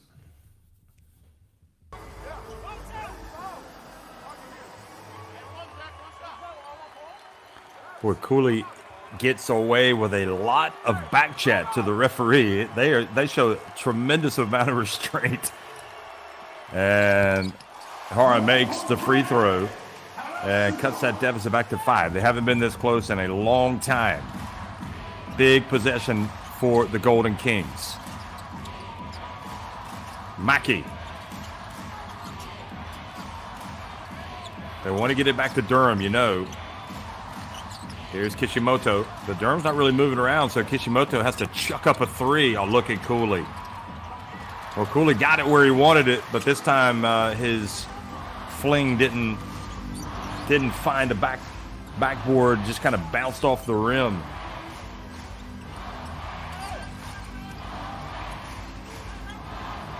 You feel the momentum shifting right now, and Sato, another missed 3. Now Durham. Incredible play by Durham. I mean, how did he, first of all, not turn it over there, and then how did he deliver the pass? That's potential 2 for 1 for the Golden Kings. You got to get something good here and a stop down the other end. Maki left wide open, and that was their opportunity. Great play, Mooney. Here's Vic Law, and they are cold as ice, with the exception of Shutahara hitting that three-pointer and then getting the 4-point play. And again, just about a 4.5-second differential in the game clock and the shot clock. You would think they want to take it all the way down. Take it down to about 6 seconds before they make their move. It's going to be Durham. Oh, almost a flop there by Tagashi. They get the 3 up, the hands up, and good defense. Mooney. And that's how we finish. You know, I think on balance, Josh, 5-point deficit for Chiba Jets is not too bad. RYUKYU Golden Kings, led by double digits for much of this first half. They go to halftime. RYUKYU Golden Kings go to halftime leading at 41-36 over the Chiba Jets. Well, if I'm Dai Okutani going into the halftime break, I'm going to be very disappointed with my backcourt players. This is the finals. You can't just start improvising. We know the Morocco man, Alan Durham, does like to put the ball on the floor, and he does like to go off a defensive rebound. But when you have the final shot of the first half, get it to your point guard, either get into a set or get into a half-court pick and roll. That was a poor offense by the Golden Kings. They had a golden chance to go up bigger than the lead they already have coming into the second half.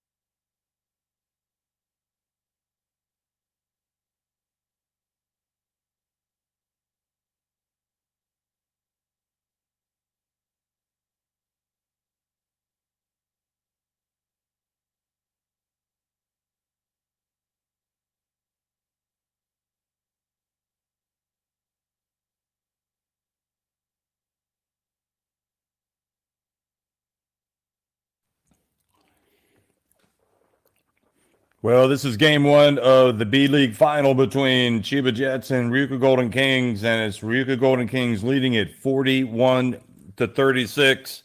Josh Duncan starting things off for RYUKYU Golden Kings with that three-pointer, but after a couple of offensive rebounds, Chiba Jets came right back and scored. We saw Yuki Tagashi come out, hit that shot.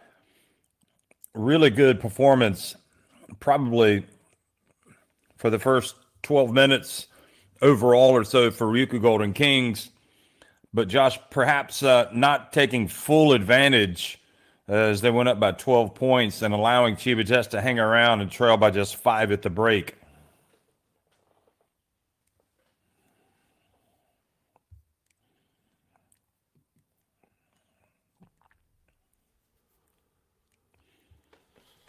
John Mooney doing all kinds of work. Humans worked 13 points, 6 rebounds. He's 5 of 9 from the floor. And one area where this Chiba Jets team has been good has been at the free throw line. They haven't gotten log one yet, but Mooney again with that dunk. Cooley had some moments. This is one of his difficult makes here when Tagashi comes up and guards him and not able to prevent him from scoring. Here's another look at it. And that was when he also scored against Arau. That was a bounce pass from Durham. But again, they led by as many as 12 points, did RYUKYU Golden Kings. Had that huge scoring run of 17 consecutive points. But Shutahara with that made three-pointer, and he was fouled by Mackey. He made the free throw. Chiba Jets have not knocked down their threes at a good rate so far. Just 3 of 11, 27%. 5 of 14 have been made by the RYUKYU Golden Kings. But that's the type of thing that can change in this second half, and that would make all the difference for the Jets. Well, in the last series, they came out the first half shooting 50% from the perimeter with almost 8 three-pointers in both games. You're absolutely right. That has been the key difference. But, Golden Kings, there's been times they could have run away with this game. But again, it's just in-game decisions, especially on the offense. They got to be a little bit more smart in how they try to go about their execution. I've said it all game, Jeff. They got to try and make sure they use the paint. They've got Gavin Edwards into a bit of foul trouble, and they got to try and continue to force the effort. Eventually, the defense is going to collapse on them, which will lead to more wide-open shots on the perimeter. RYUKYU Golden Kings are not getting high percentage looks from downtown at the moment. It's interesting. The bench play has been arguably better for the RYUKYU Golden Kings. 18, at least in scoring, 18 points coming from the bench. And just 4 points from the bench for Chiba Jets. Also getting a lot of joy inside, points in the paint. And look at the rebounding. I mean, that has got to change, you would think, for Chiba Jets. Being out, it's not often you would think that they would be out rebounded by such a big margin, 27-18. 13 of those 27 rebounds coming on the offensive glass for the RYUKYU Golden Kings. 13 points apiece for Tagashi and Mooney. So they have been doing the bulk of the work. And we expected Smith, we expected Law to be big. It hasn't happened so far. That could happen in the second half. And for the RYUKYU Golden Kings, well, Alan Durham, as expected, perhaps not playing as well as we would expect, but nevertheless still leads them in scoring with 10 points. And Jack Cooley has the 8 points, 7 rebounds. His 8 points, very difficult makes, and also he has made a couple of free throws. So 3 tough makes, and then 6 points for Matsuwaki. Those were big 3-pointers that he hit. Kishimoto had his moments, but overall, perhaps not quite as having as much fun as he wanted to in that first half. He's 1 of 5 from the floor and just a couple of assists. And Imamura and Onodera have how unusual that Imamura's played just under 7 minutes. Onodera's actually played more, just under 12 minutes. So Josh Duncan, 7 points. It just feels kind of like Ryukyu Golden Kings have let this Chiba Jets team off the hook. They should be up by more points than they are right now. Yeah, especially, as I mentioned, a window of opportunity. We saw back-to-back three-pointers from the Jets at the end of the second quarter with that man, Togashi and Shutahara. If Chiba gets flying, if they get those wide-open looks and start to get a rhythm going, it will be good night here for the RYUKYU Golden Kings. So the margin for error is very minimal, especially here in the B-League Finals. Golden Kings have to be very collective, and they have to be very intelligent about how they go about their execution.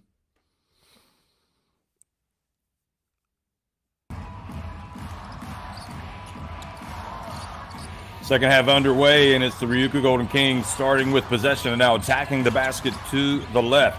And the ball, don't know if that was a tough catch for Josh Duncan, but he didn't reel it in. And Chiba Jets now with an opportunity to strike first. Shutahara from three. And Cooley had position, doesn't corral it. And Sato went out of bounds. Pretty crazy. That one, Jeff, but I think he's been bailed out with the traveling call, the out of bounds violation instead. He almost could have attempted a shot there. Well, it might have been pushed a little bit by Cooley. Yeah.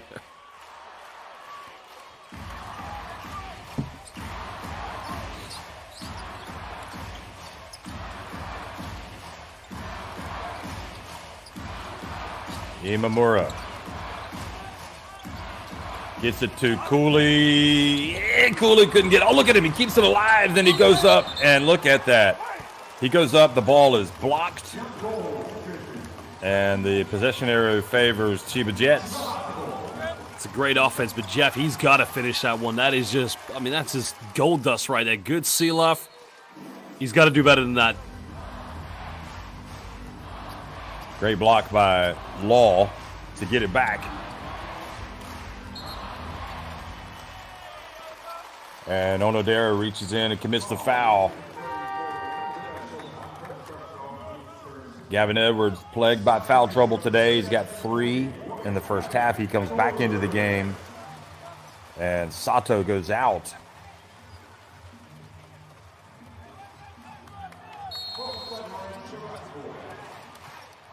So a little more length on the court now with Law.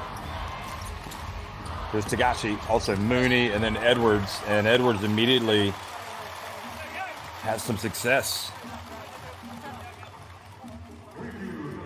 He struggled very much in the first part of this game because he picked up some silly fouls. But you know what? Good to see him get a bit more confidence to try to take on both Jack Cooley and Josh Duncan. Again, if he gets to the free throw line, he could cause some problems to them and make it a reverse roll here in the second half.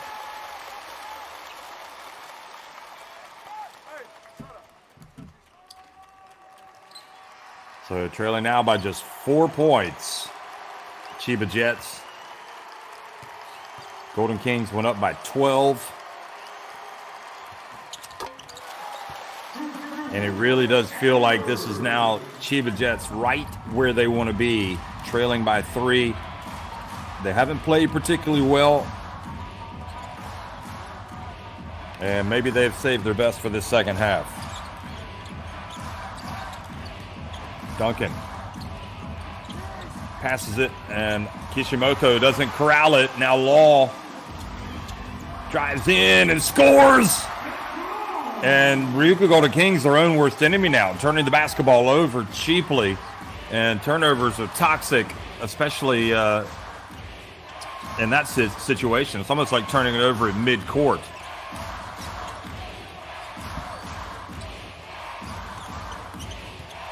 Here's Duncan.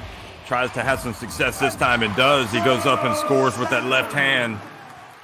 But Jeff, how easy is it for the Golden Kings? As soon as they cement good position to low block, the Chiba Jets, they just can't defend him.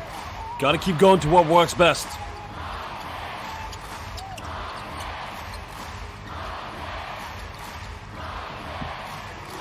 Here's Togashi. Puts it up from deep. And offensive rebound. Gavin Edwards coming to life. Mooney did a very smart thing that didn't go for the rebound, but just tipped it right into the hands of Gavin Edwards.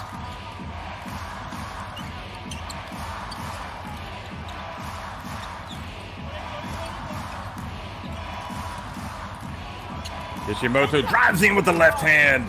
Cooley keeps it alive. Kishimoto comes from out of bounds, able to get the basketball. Great hustle from Kishimoto.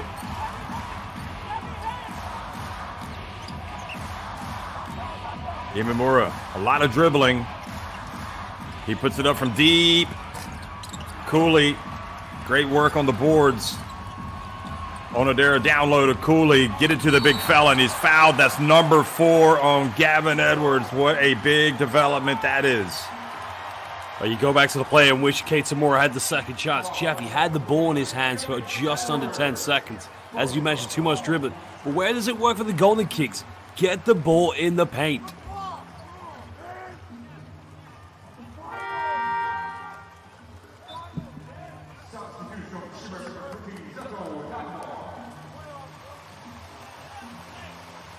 So Edwards has to take a seat. And I think what's even worse about it this time is you could see that he was really starting to find his way into the game. So now he goes out, and any type of advantage that the Chiba Jets had with Edwards, they've just lost it. And now the onus is on Sato to come back into the game and to really pick it up. There he is, shaking his head.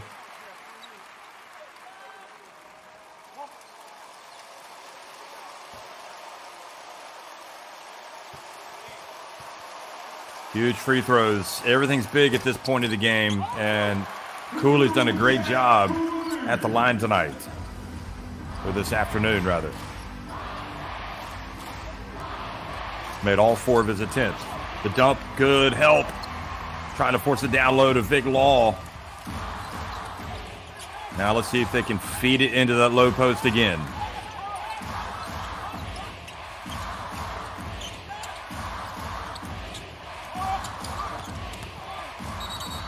Well, they get the open look, but turn it over. Cooley. Yep.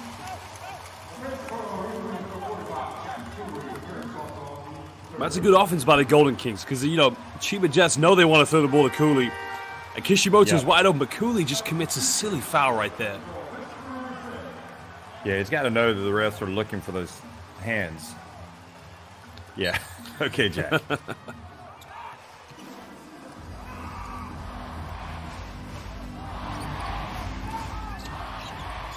Gotta get the ball to Mooney now. Mooney's got the mismatch against him. Feed the ball to John Mooney. Mooney turns and, it doesn't go down. Great effort by Sato. Not able to score. Now Kishimoto has it. Turnovers have been a problem in this quarter for the Golden Kings, yet they still lead it by 3. Imamura drives in. And Duncan goes down, and the push is called. I think it's another one on Cooley. I think that one's on just Duncan, I believe. I think it was a push in the back. Yep.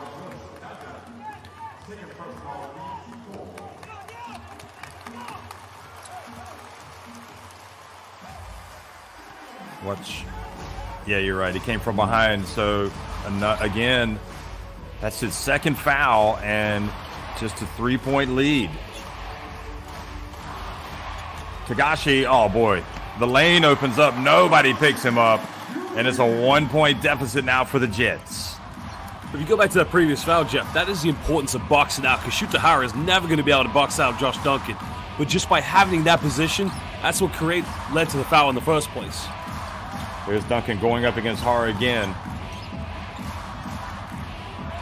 He likes that matchup, Duncan. Spins, puts it up, and Duncan had the shot that he wanted. He just didn't make it. And then Cooley, frustrated, he couldn't come up with the rebound. Well, Duncan should have made the decision a split second quicker to go baseline. Waited his time. There was no weak side, help side. He should have gone baseline quicker. Maybe a simple pump fake. Get him up in the air, get to the free throw line. But, you know, they make a change now. Moralco man's back in the game.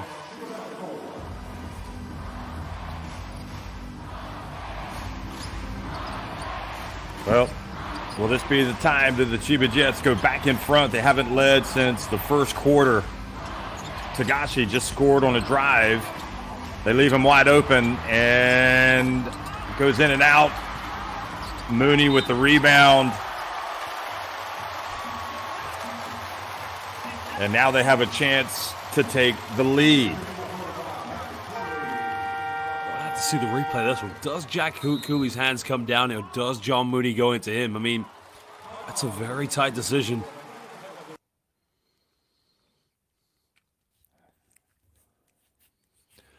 So timeout on the court, and the Golden Kings leading at 45-44. Here's Tagashi.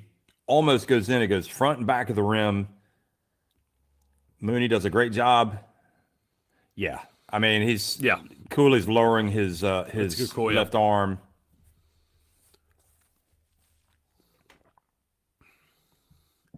I mean, ultimately, Cooley's got to do a better job of keeping John Mooney off the offensive rebounds. I mean, that's what he's in there for.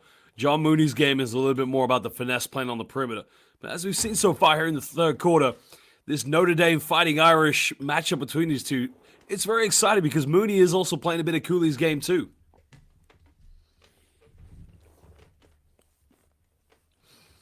Cooley with 10 and 8, and Mooney with 13 and 8. So it has definitely been, the boys from South Bend have been trading blows.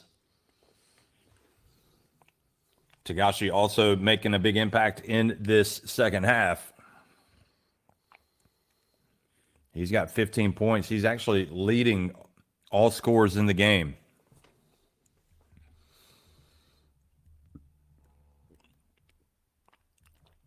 To me, it really feels like a matter of when rather than if this Chiba Jets team is going to take the lead. Yeah, you know, you have a storm right now. The RYUKYU Golden Kings kind of have to ride it. They'll probably retake the lead here with John Mooney at the free throw line. You know, Golden Kings, sometimes it's just the split decision-making in their offense that lets them down. They go a couple of offenses where they get good shots, and then they'll just completely go the other way around. They've got to be very consistent about how they go in their execution. Well, that is the first miss from the free throw line today for the Chiba Jets, and Mooney makes 1 of 2 to tie it at 45. So they're now 14 of 15 at the line.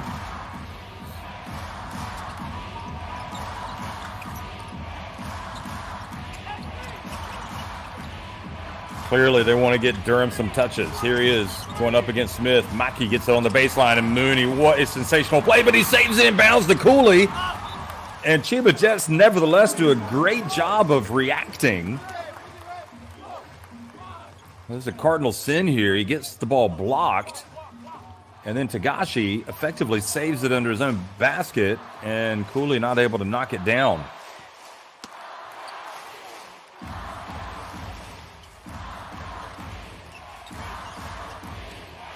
Never save it back in bounds when the other team's attacking like that. Here is Kishimoto, passes it back outside.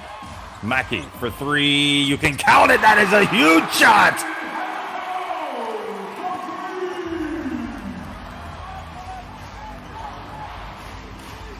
That was just a little bit of confidence the Golden Kings needed just to kickstart their offense here in the third quarter. Boy, Smith might have gotten away with a huge push on Imamura. Meanwhile, Tagashi answers. And look out, folks. This is now becoming the Yuki Tagashi show. 18 points for the Japan national team point guard. Durham drives in. Great rebound. Oh, Cooley takes it right away, but then he's called for a foul. Well, that's 3 fouls he's picked up here in the third quarter. Well, Maki was looking like the hero, but whenever Yuki Tagashi has it, he is not going to hesitate. Look at this. And for a moment, the Golden King fans up on their feet and cheering. Yes, we're going to survive this. Only for Yuki Tagashi to go to the other end and immediately get that 3 points back.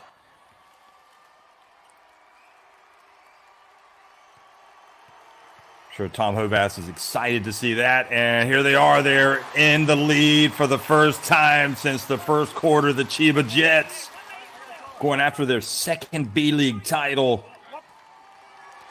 trailed by as many as 12 points into this game, and the RYUKYU Golden Kings now facing some adversity here, down 2 points.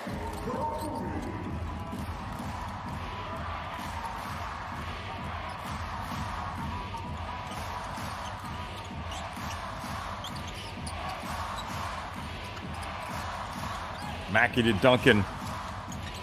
Duncan matched up against Tagashi and deferred, got it to Durham, but Durham was surrounded by 3 Chiba Jets.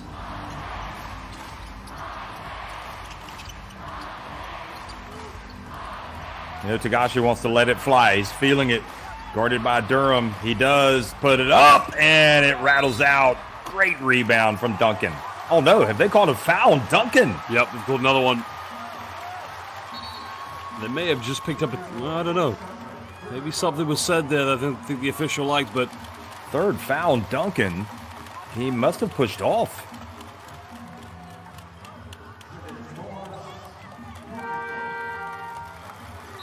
Well, we didn't see it there. But yeah, I mean, he must have kind of cleared out to get that. To keep Mooney away from the basketball. Raised his right arm. That's the only thing I can think of as Nishimura comes back into the game for the Chiba Jets. For Tagashi, that's a brave move, as well as he's been playing. Almost wonder about the timing of that substitution. Watanabe, meanwhile, comes into the game to replace Josh Duncan. Watanabe's been very interesting, his development so far. I remember when he made his debut for the national team at the Asia Cup qualifiers at the Clark City Bubble in the Philippines, but has really played limited minutes here with the Golden Kings. This is a championship caliber team, but we're talking about a player that's been a part of the Japanese national team program for a while. So, very interesting. He's only coming into the game now. Actually, I thought he played very well late in the season. Looked a little bit out of it. Here goes Kishimoto driving in, and he is fouled. And despite the foul, you just can't understand. Some of these drives should be going down. Now Kishimoto feeling it on his right hip. I mean, surely they're going to bring in Flippin. Well, Jeff, if I'm John Patrick, I am screaming at Shutahara. He is the closest player on the weak side for the help side defense. He has no clue where the ball is because he is watching his man. Meanwhile, Kishimoto, a little bit out of control there, but should be, as you mentioned, making that layup. Shutahara didn't even see him coming. He's going to try to walk it off. He wants to take those free throws. Watch this. Look, Hara's got no eyes on him. Doesn't know where he is. You got to make that. Ooh, my goodness. Yeah, I don't understand why he doesn't make the free throw. I don't know, why he doesn't make the basket. So in the end, he's going to have to go to the line and make the 2.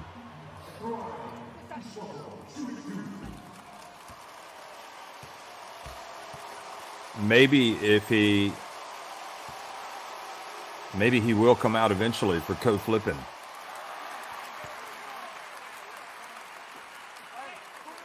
Matsuwaki also back in the game, number 15.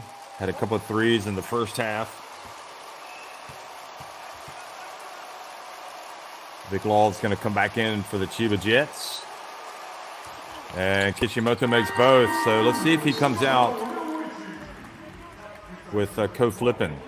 No, he's going to stay in. Maybe it's better to leave him out there so he can try to run off that knock.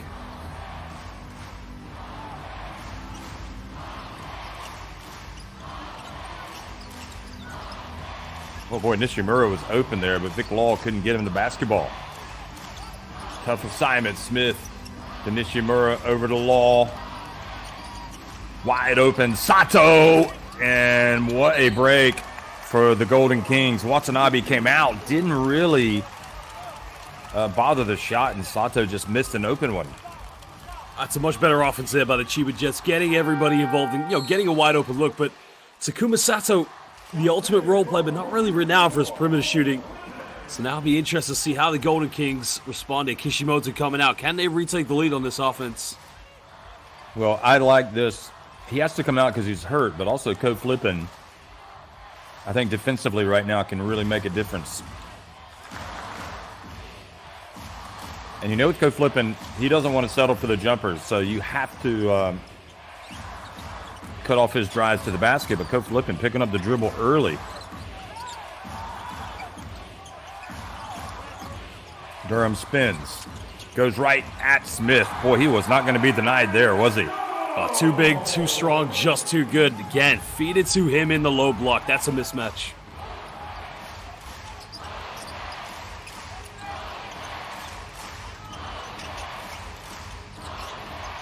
Shutahara, they're not going to give him any space this time. Oh, no, they do. He just kind of hesitates, puts it up, misses. Look at the offensive rebound from Law. Misses. They stay with it. Sato almost. I've actually been impressed by Sato, his ability to get to the glass. Oh, beautiful bounce pass. What a play! Watanabe right on cue. And that is all co-flipping right there. That's two different offenses. You know, the previous offense, Takuma Sato's trying to isolate for a step-back three-pointer. Come down the other end. What happens? You mentioned co-flipping, pick and roll there with Watanabe. Difference in basketball.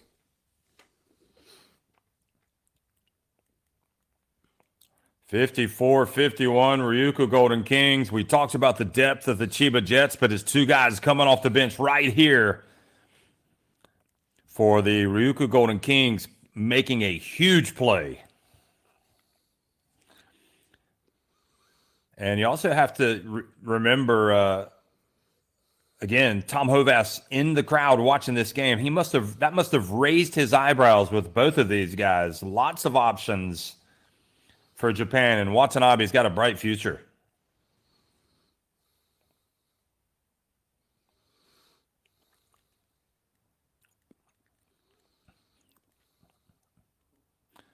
Well, the Yokohama Arena hosting the finals, and what an event it is turning out to be. No surprise, it's a close game. These teams have played close games this season. In the Emperor's Cup, that was won by Chiba Jets, and then the two teams split their regular season encounters.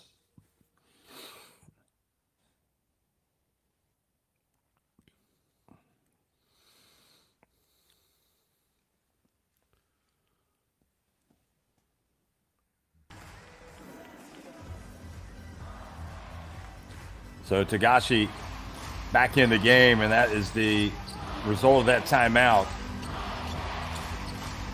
Here he is, pulls up and makes the shot. You don't have Yuki Tagashi on the bench at this time of the game. Again, just able to use his explosiveness just to kind of find that separation and get a wide open mid-range. He's got to keep going to that option.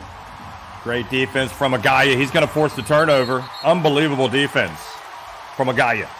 Co-flipping. Why is he taking... I mean, it's almost like he's trying to beat his man. Just pick one side and go. Just draw the contact. I mean, the longer he tries to dance in the backcourt, it's just a silly turnover there for the Golden Kings.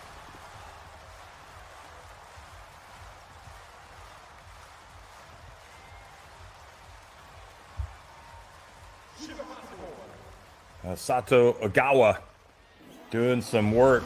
Also plays a little bit of 3x3. Here he is, getting it to Tagashi, and Durham this time comes down with the basketball. And the recovery is trying to get it over to Watanabe, but the foul was called.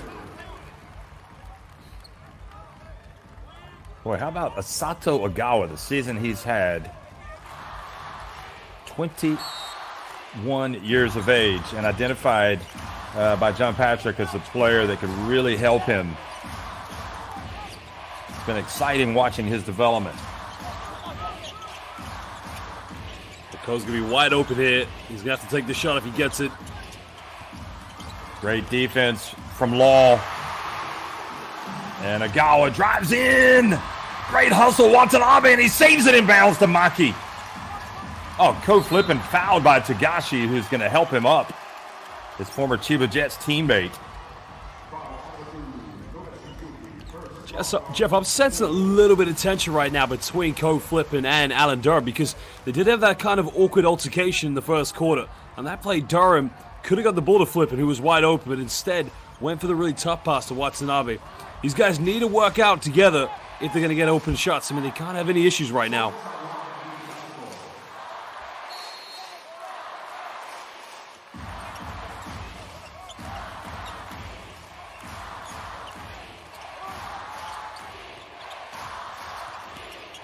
Mackey gets it over to Durham. He takes it deep. Oh boy, what a strong finish that was. I thought he was holding on to it too long, but in the end he was able to score. Well, he just shacked his way to the basket. Nobody could stop him on that one. Here's Law. It's been a quiet day for him. He drives in, and the foul on Watanabe with 0.6 seconds remaining on the clock.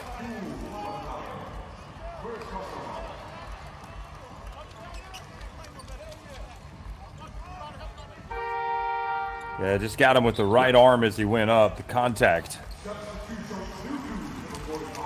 First foul, he goes out. Cooley comes back in, but I like what he has to offer Watanabe. And he's a good utility player. The intangibles he offers to this team. He's good around the basket. He's very aggressive. He's a good relief player for both Durham and Jack Cooley, and also Josh Duncan for that matter. For all three players. Would not be surprised to see him check into the game a little bit earlier in game 2. Here's Law. And after having a perfect first half shooting free throws, CHIBA Jets have missed a couple here in the second.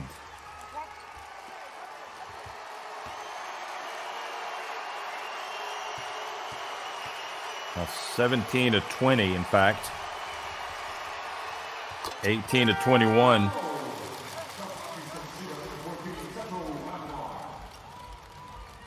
Now, if you're CHIBA, you don't want to foul. Nothing silly here. Don't send him to the free throw line. Just let him inbound the ball. Let him attempt the shot.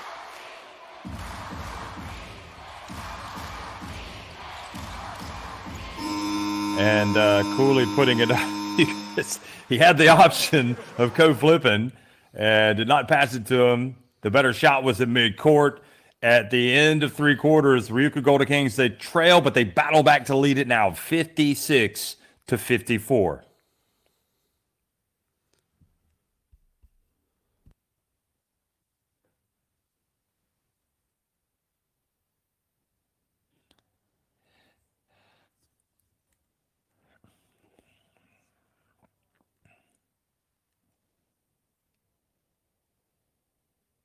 Well, look at the attendance for today. What a further confirmation of just how big this season has been, really. I mean, no surprise that you've got that big of a crowd here today.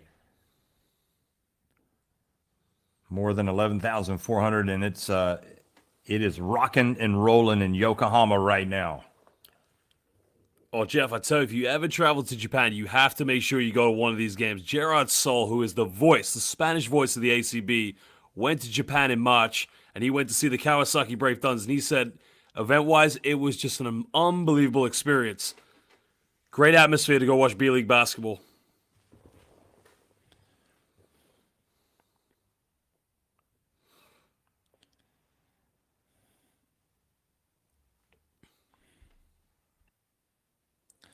Well, as a reminder, RYUKYU Golden Kings getting to the final last year, but falling to the Brex. Hoping to finish the job this year, but they're going to have to beat a very good CHIBA Jets team, which they are right now by just 2 points. And you look at the foul trouble. So Duncan has 3 fouls. And Jack Cooley, 3. That is effectively the foul trouble. Gavin Edwards, of course, has the 4 fouls. He's on the bench. And 3 fouls for Shudahara. And that foul trouble for him has made a big impact on this game. Yeah, it's really inhibited their play inside the low block, but also it's made it very, very tough for them to defend players such as Cooley. They got to bring him back at some point, but they got to make sure the lead doesn't get too big here for the Golden Kings.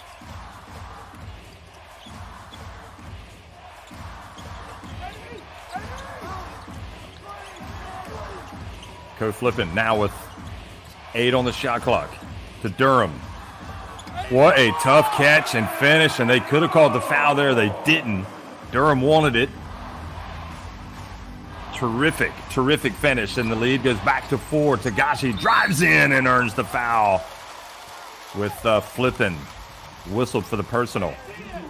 Tagashi's that kind of player. You know, regardless whether you give up a bucket or not, he is just so quick at getting the ball from one end to the other. And I feel if he just plays that tempo a little bit quicker here, CHIBA probably can run away with this.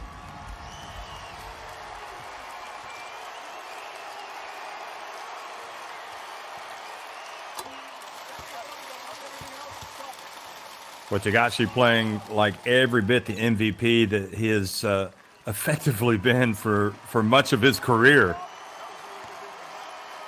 And you can see that kind of revels in the moment, just feels relaxed, looks relaxed.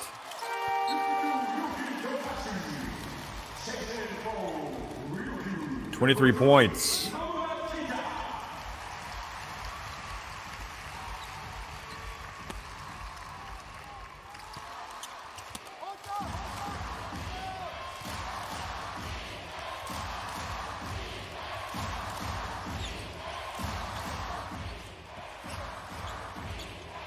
Here's Maki.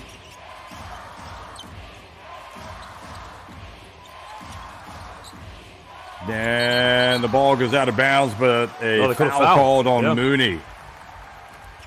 Well, that was good defense up until he gave. There's really no need to make that push. I think that was going out of bounds. That's a bailout play there by John Mooney.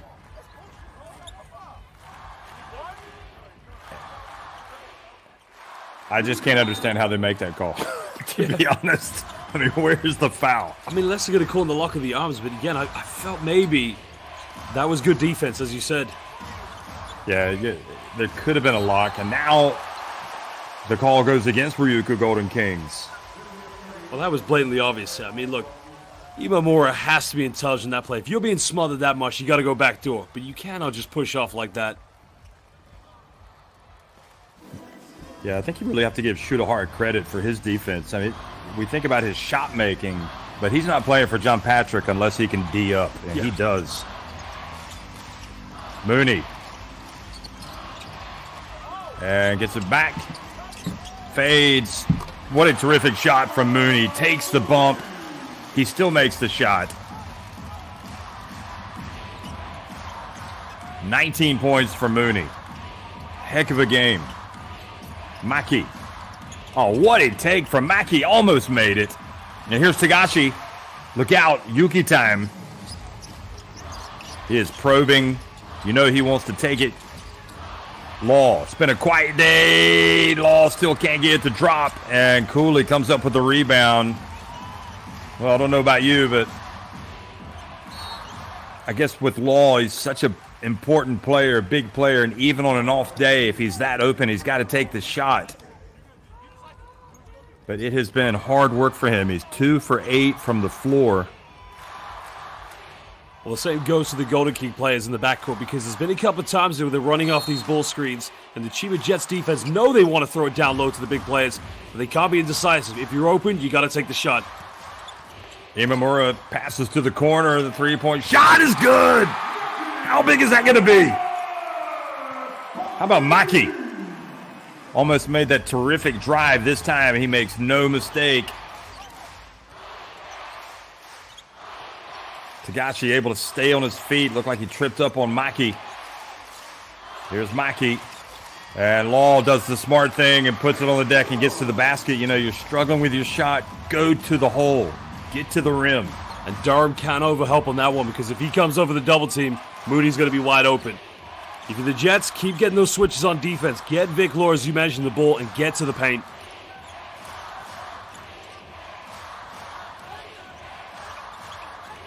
Oh, good feed. Down low to Cooley! And one for the big fella. Bread and butter, it's Jack Cooley in the post. You got to love it. He is unstoppable. He's got 12 points now and 10 rebounds, and it is no way Vic Law is hanging with him. But Jeff, you like this. You know, this is now both teams going to off screens, ball screens, getting switches. That case, they brought John Mooney away from the basket, and you said it, Vic Law. If you have that switch now, Gavin Edwards is back in the game. He's not going to guard Jack Cooley in the paint. No, he can't, because he's going to foul out. Otherwise, I'm surprised how Cooley was able to overpower Law there. But he just ate him up. But well short on the free throw. 6 of 10 as a team at the line, RYUKYU Golden Kings. Tagashi. Law again, penetrates, kicks it outside, and a guy misses. Good work from Maki, knocking it away. Here's Imamura. And the three, short. It's just a terrible offense by the RYUKYU Golden Kings. Jeff, you got a 3-point lead. You got to run there. Slow it down. No need to play run and gun. Now they can tie it if it drops, and it does! A tale of 2 3-pointers. One misses for the Golden Kings, and then Tagashi, the man of the moment. He's got 25 points.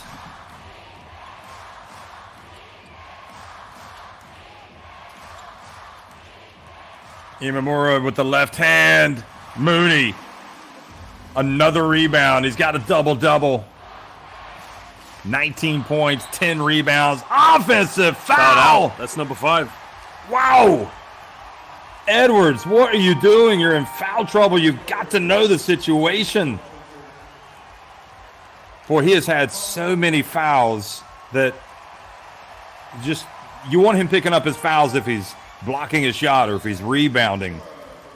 But setting screens, reaching, tough day at the office for Gavin Edwards. Well, Patrick's trying to say that it was a good screen. Jeff, the referee that gave him the foul is Takaki Kato. He is a FIBA World Cup referee.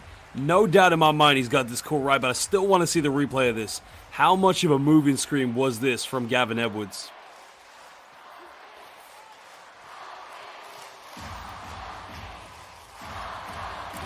Six minutes remaining. Imamura. Duncan in the right corner. And terrific defense once again by Hara. Shuto Hara.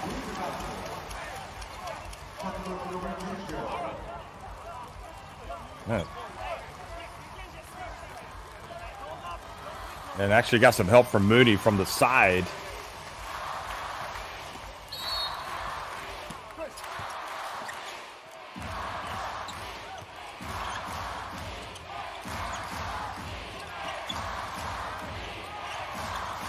Imamura launches it from deep. Shot clock was about to expire. He had no choice. And again, Chiba Jets here in money time with a chance to take the lead. Everybody in the building knows it's Tagashi that wants to take it, but he gets it to Mooney. Oh, great composure, great patience from Mooney. And Chiba Jets back in front. Well, Matsuaki's got to try and take that charge a little bit more. He's got to sell it because, you know, it wasn't much contact, but if you're going to stand there and try and take it, you got to give the referee something to go by on that one.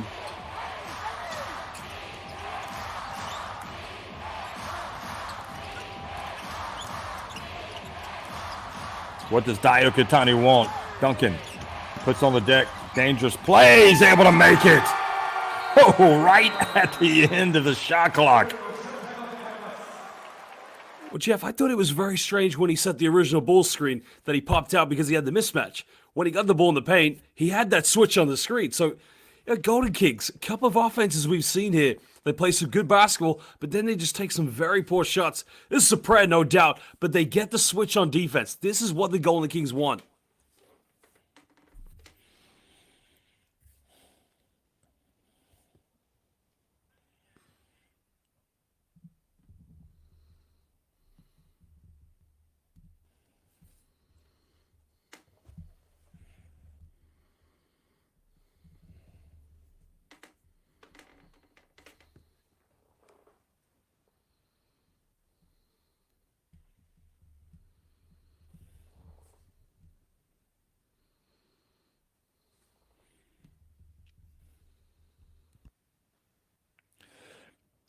Well, is this going to be one of those games where at the very end we're talking about another scintillating performance from Yuki Tagashi like we have for his entire career? The cream rises to the top in these types of games, and Yuki Tagashi just is utterly sensational in the big moments. Well, as you mentioned, 25 points. I mean, it's a regular performance here for Yuki Tagashi, but, you know, at this point, 4:54 to go here, you kind of think whoever's going to get those wide open looks on the perimeter or just those dying buckets at the end of the shot clock in the paint probably is going to be the team that runs away with this here in game one.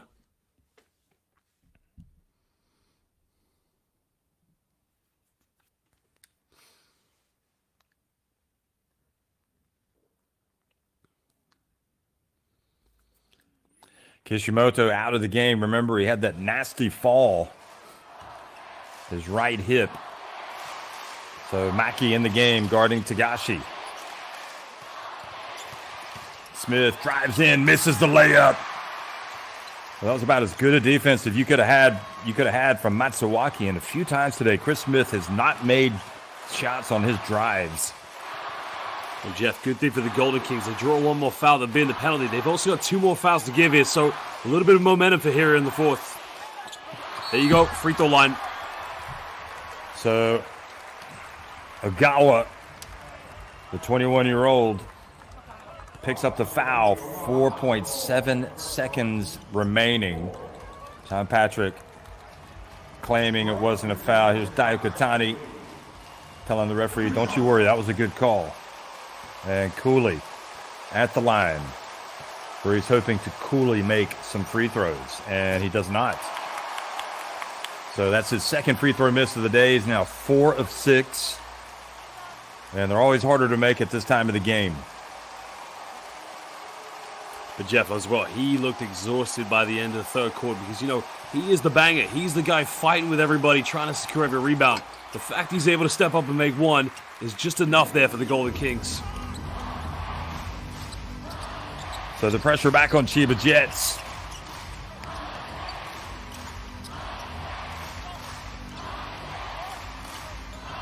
Mooney picks. He doesn't roll. He stays. Doesn't pop. Here goes Shudahara. He puts on the deck and bumped by Cooley as he goes past. Are they giving him free throws? Well, the only dying factor now is the Golden Kings do have one more foul to give with 4 minutes. They got to make sure they use it very well here in the fourth quarter. So Cooley comes out of the game after his 4th foul. Durham checks back into the game. He's not in any foul trouble. And indeed, Shudahara goes to the free throw line.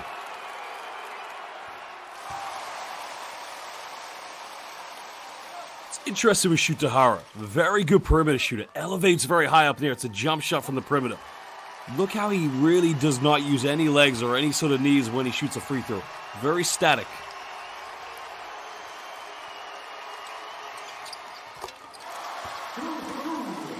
Yeah, that's a good observation. He his only shot from the floor that he's made today was that 3-pointer when he was fouled. And now the pressure back on the Golden Kings. Imamura just gets it to Durham. Very tough catch, and they're fortunate to get it back. They put it up, and huge swing. Unbelievable, the 3 from Matsuwaki. Well, Keita Imamura is a very relieved player that Alan Durham was able to keep that one alive. It was a very poor pass. Law for 3. Finally, Law lays down the Law. His first make from deep, and Chiba Jets back in front. Type of game you'd expect from the 2 best teams all season. It is going to the wire, and Durham commits the foul on Mooney with 3:06 to go. That was a tough shot. He's made some tough shots. Maybe they were in too much of a rush. You got a threat out there like Matsuwaki. You might want to try to get him an open look again. Jeff, where's the intelligence there? Look, you totally understand Alan Durham probably got fouled in that play. Probably should be going to the free throw line. You had 1 foul to give. 1 foul. You wasted on that play there. That's a poor decision by Alan Durham. Tagashi for 3. And you got to wonder about that shot from Tagashi as well. Very early in the shot clock. They get it to Durham. This time he goes up and he is fouled. And that is a great foul by Ogawa. Because as vital, as good as Durham is, he is not a great free throw shooter. Well, you're absolutely He's right. missed all 3 of his attempts. The 3-pointer from Yuki Tagashi also was a very hasty decision because you think you're up by 1 point, you got the momentum, slow it down, get into a half-court set, and get a high percentage look. But you mentioned, Moralco, man, not the best free throw shooter, but if he makes this one, he can put them back up by 1. Concentration level goes up a notch for Durham. Makes his first free throw of the game. 1 of 4. 2:49 remaining. And only makes one. So it has been a difficult game at the stripe for Alan Durham.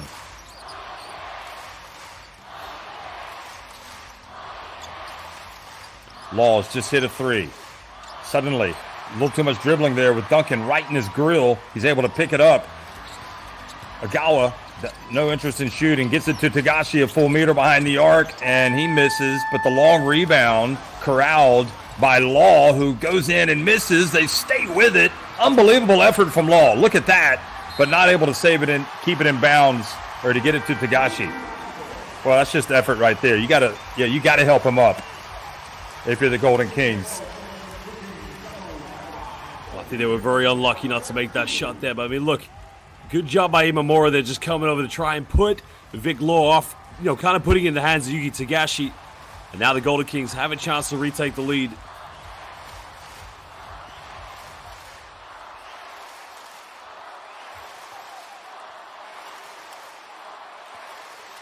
Came in really singing the praises of the defense of the Chiba Jets, but the Ryukyu Golden Kings have been every bit as good defensively today. Imamura's had no room to maneuver. He puts up a three. Cooley with the offensive rebound. And that's always the factor that you have to take into account, even on the missed jumpers. And Imamura, despite missing Cooley there to clean up the mess like he so often is. That's a few times, we've had some very tough perimeter shots here by the Golden Kings. But again, nobody even bothered to put a body on Jack Cooley. I mean, you're not going to box him out, but again, if you just get into that position, you probably could force him to commit a push in the back foul, maybe. Well, that was his 7th offensive rebound, but unfortunately for him and the Golden Kings, it is his 3rd free throw miss. He's now 5 of 8, and I think you're right. I think it's perhaps a little bit of an issue of fatigue at this stage for Cooley, who's played over 26 minutes. He does make 1 of 2.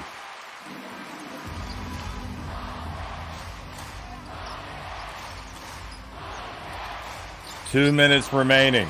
Crunch time. Tagashi. Back to Mooney. Here's Hara. He doesn't hesitate. He makes it. Boy, what a performance from Shuta Hara. Well, that was the right switch they wanted. But again, Jack Cooley should know the scouting report. Shuta Hara, when he comes off a screen, you can't give him any more than 1 foot. So that puts him back up, and here comes what a drive it was from Imamura. He has had roadblocks in front of him all day long, but he continues to battle, and he puts it up, and now a chance for a three-point play. That's a tough move there. I mean, he has been looking, searching for his three-point rhythm, but just when he found a little bit of space, that's what he needed to do to step up. Makes his free throw, put them back up by 1 point.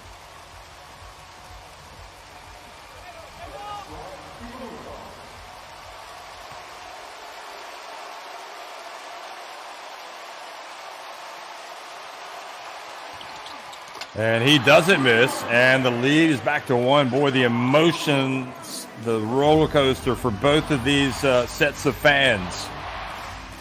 The lead changing hands. Again and again. Tagashi from deep. What a rebound from Law. Tagashi, the lob. Cooley goes up, wins the battle, and now Kishimoto doesn't need to be in a rush. Imamura, I think, wisely passes it back outside. That was a very tough pass. Put the ball in the hands of Kishimoto. Slow this one down. No need to rush. Durham goes at Mooney. Look at the footwork. The spin. The turn. And it's a three-point lead for the Golden Kings. Jeff, that's why they call him the Morocco man. The best import player when he played in the PBA for the Morocco Bolts. And since coming to the B-League, he is just simply too much to handle. He is a voltage of a player. Morocco man stepping up big time with that jump hook.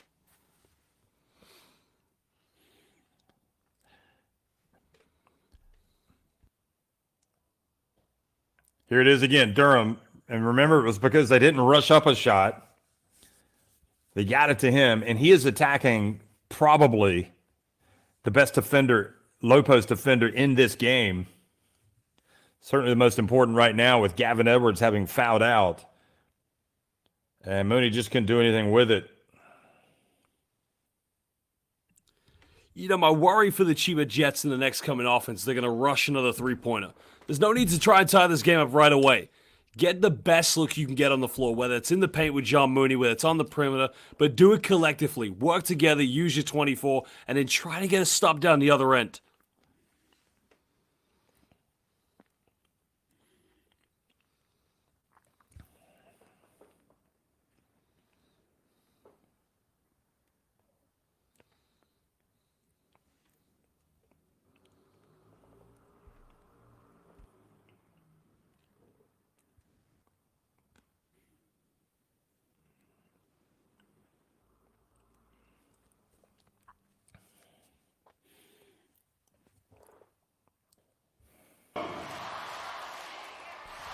"21 points, 14 rebounds for Mooney.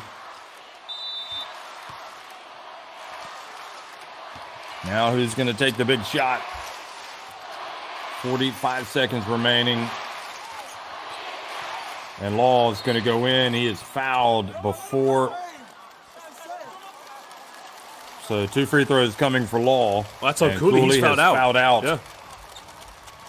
But Jeff, such a smart play there by Vic Law. Not taking too much time off the clock, getting fouled. He's got a chance to cut this down to a 1-point ball game. And if they get a stop down the other end, they'll then have a chance to take the lead and win this game.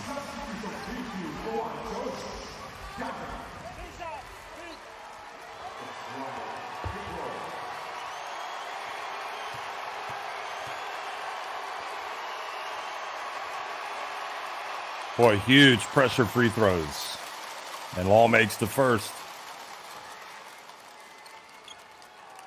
It's not been an easy game for him, but he's got 11 points now and 9 rebounds. Just shows the quality of the player that he's had to fight through it, and he's almost got a double-double. Only makes 1 of 2. And here he... Oh, this is when you want to challenge. I think they're going to use their challenge here. That looks like it's going to be the Golden Kings basketball. Yeah, I believe so, too. I think Vic Law has a last touch on that one, but again, it's very tough. They will look at this. This will be a big decision now.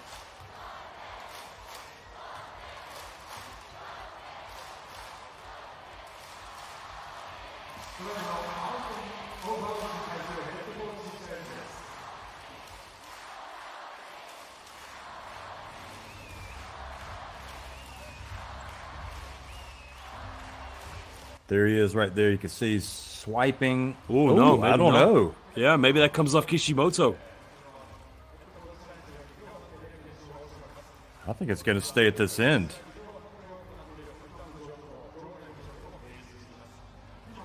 Yeah, that's come off Kishimoto. That's going to be Chiba ball. That is a great...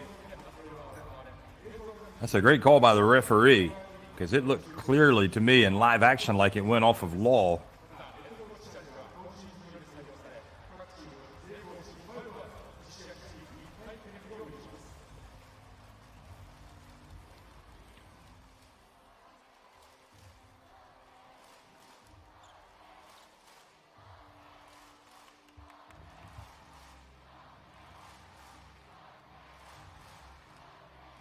So 2-point game, and it's going to be Chiba basketball. Indeed. So they can tie it with a 2, or they can take the lead with a 3. They've hit 7 threes. They haven't shot it from a good percentage. And having some success getting it deep that time to get to the free throw line. I see no reason why they should do something else here. Well, no, watching this team play all season, this is their bread and butter. Neither of these two teams will want to go into overtime. I believe Chiba's going to go for a 3-point shot here. Well, I wouldn't be surprised if Tagashi took one, that's for sure. Here he is, trying to get open. Mooney. Over to Law. 5 on the shot clock. Law lets it fly. And the ball knocked out of the hands. It was Duncan. And quickly Kishimoto, and he does not have to take the shot. He brings it back out, and the foul comes, and now they might go have a look at this. Was he playing the basketball? I'd be very surprised if they do upgrade this because, one thing about the B-League is they're a little bit more lenient when, trying to call the unsportsmanlike foul very quickly. However, this is in the final moments. It is possible they'll review this.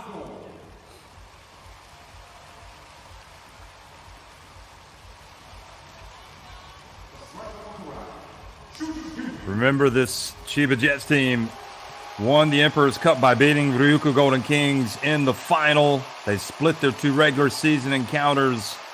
Here's Imamura missing a huge free throw. Wow. Yeah, if he makes his free throw, one thing the Golden Kings could probably do is maybe commit a quick foul without committing an unsportsmanlike foul and prevent them from going for a three-pointer. But again, that would be a very, very big choice to make because, you have to get that split second correct without it being upgraded. Well, they're shooting in the 50s now at the free throw line. 10 of 18. He makes the second. 11 of 19 at the line. Usually that won't get it done in a game, but it might just be enough in this one if they can get a stop. And really put your European basketball hat on here. I don't think you allow them to attempt a 3, but I think they will get a 3. Yeah, you're right. I mean, they probably will. But, if I am the Golden Kings, whenever the ball is inbound, maybe go and commit that foul really quickly and send them to the free throw line. However, the quickness, the agility of this team, I know that John Patrick will anticipate this. So if you can try and sell it, you probably could get it upgraded to an unsportsmanlike foul, which would give you 2 free throws and get the ball back. But again, we'll see what these two teams go with.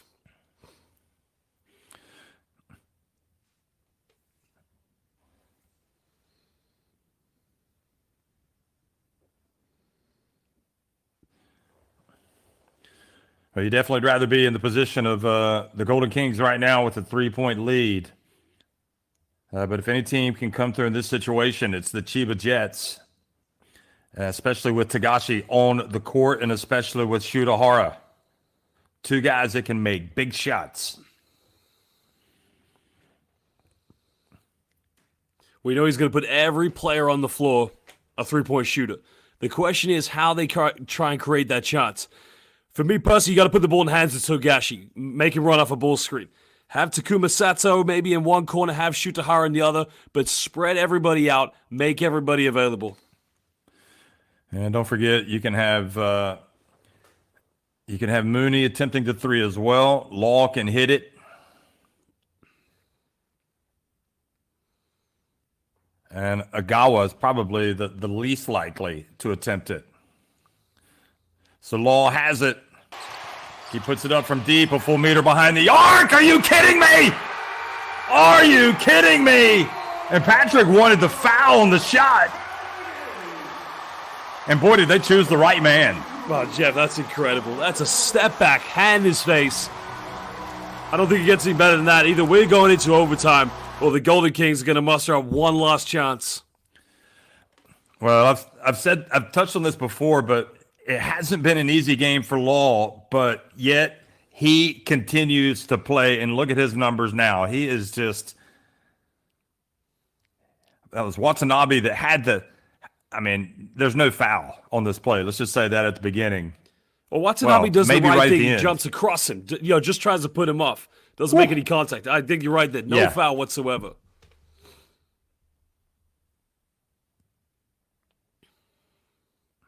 You can't blame Patrick for trying to get one, but the reaction from Law is that, no, there was no foul.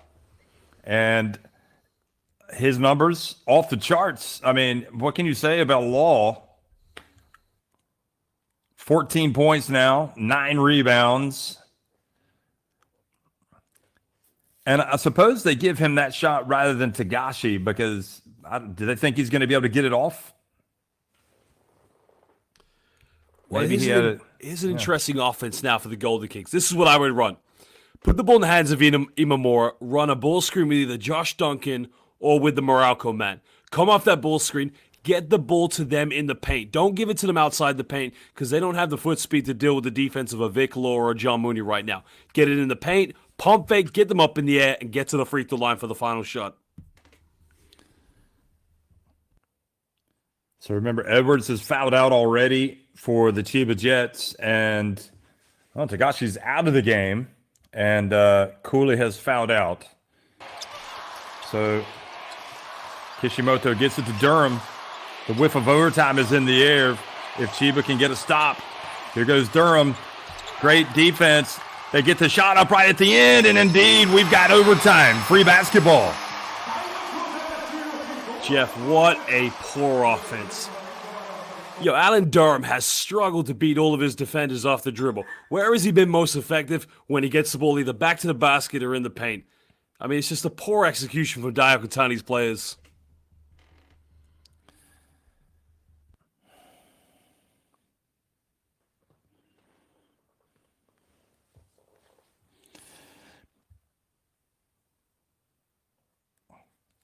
Well, right now, Law stands to be the hero after effectively hitting the shot that forced the overtime, and then he plays that great defense right at the end. Watch Law again. Look at him. Moving his feet, reaches in, knocks it away from Durham, and they were fortunate to even get a shot there at the end. Imamura. And don't forget, the free throw shooting has been really poor today for the Golden Kings. Just 11 of 19. If they'd made one more free throw, this game would be over.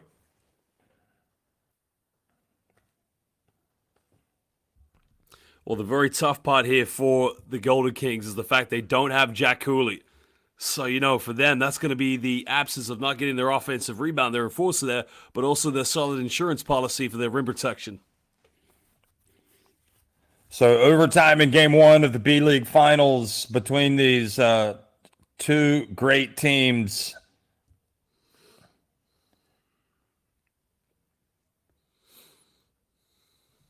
And basically, the play of the game is the Law shot, the Law three-pointer. I mean, that was not an easy shot to take. He made it.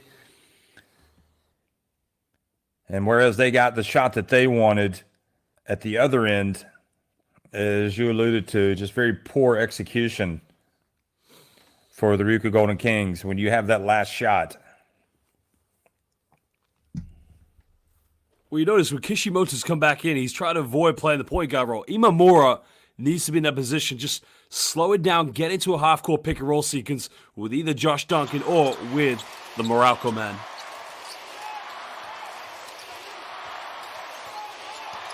Here goes Tagashi. Overtime. Chiba Jets attacking the basket to the right, wearing the red. And the pass down low. Great defense from Durham to knock it away. Looked like it was going to be a layup.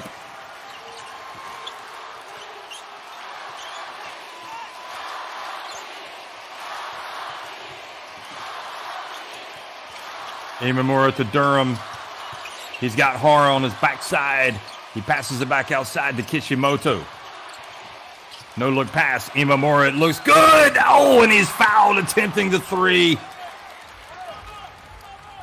But Jeff, you see how much better offense this is. When Imamura comes up, they get a ball screen, they go on the roll with Alan Durham. The defense collapses, they kick out, they get a ball reversal, and now they go to the free throw line here for 3 shots. Play patient basketball. No need to rush anything. Well, he did everything he could to get that three, to get that foul. Looked like he kind of stuck his right foot in front of Agawa to get the contact. So very clever and almost had a chance for a 4-point play. Takes his time, and the free throw nightmare continues for the Golden Kings. 11 of 20 at the stripe, and Imamura, a couple of times today we've seen him go down. It must be the right leg that's bothering him. No excuses, but clearly being bothered by something. He makes the second. Well, we're disappointed to miss the first free throw, but if he makes this one, it just becomes a 2-point ball game. Again, they've got to have the momentum here if they want to run away with this, because I've got the feel if Chiba wins game 1, it's going to be deja vu all over again for the Golden Kings. Yeah, it's not a good situation, especially having led by 12, having had a chance to seal it right at the end. It would be a disaster. Here's Law. Shutahara And the chance for an and one for Shutahara. And really,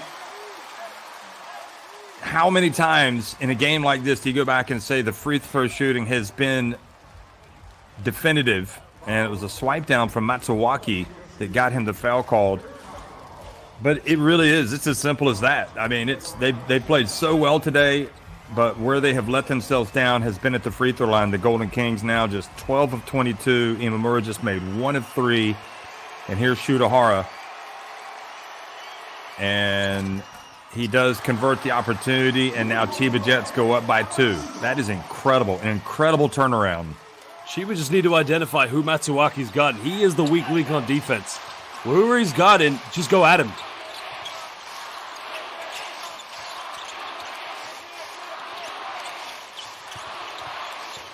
Imamura for 3. And the man that was in tears at the end of the finals last year is probably going to be shedding a few this year, the way this thing is going here at the end in crunch time. Laws able to pass the ball after losing his footing. Look at Law, gets it back and puts it up and in. That's where the absence of Jack Cooley really has hurt the Golden Kings. Remember, the insurance policy keeping them off the offensive rebounds. Him fouling out. OT was a nightmare now for the Golden Kings. Chiba Jets' biggest lead has been 6. Another 3 attempt. No good. Imamura able to chase it down. Almost turns it over. Here's Duncan. Gets it to Durham. Pump fake. Puts it up. And has to settle for a couple of free throws. I'll be disappointed not to get the and one because we all know it's becoming almost Russian roulette every time the Golden Kings get to the free throw line.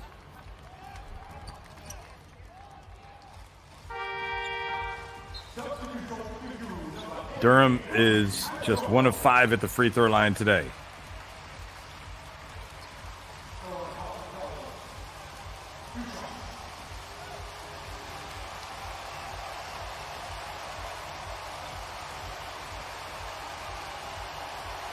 And takes his time and makes the first. And you can see the fans being overcome with a little bit of emotion here as the intensity, this incredible moment of the season, this game 1, that the Golden Kings, they were almost at the finish line. And boy, that was a terrific trip to the line from Durham. Jeff, I'm impressed with the Golden Kings fans. It's a 4-hour flight from Tokyo all the way to Okinawa. So for them to travel this far just shows you what a loyal fan base they are.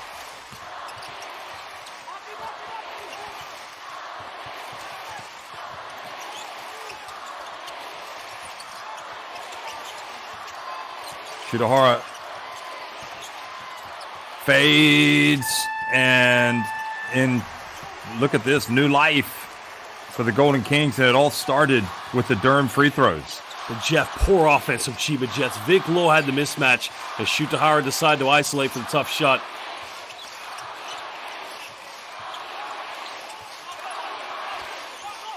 Kishimoto's wide open. There you go. Left corner, that's well short. Boy, it never looked like he was going to make it.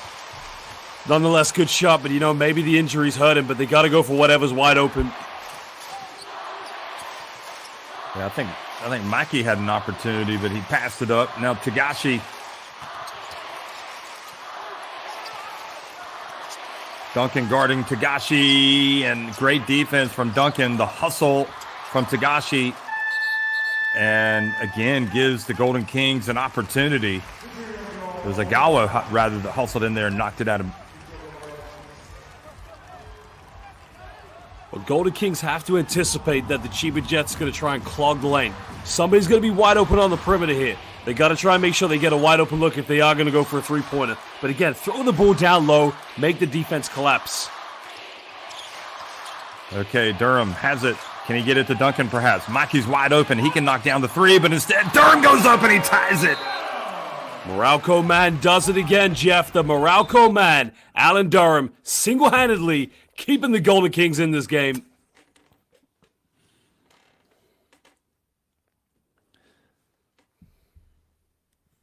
Gawa goes out. Sato comes back in, a little bit more size. Can they get another stop?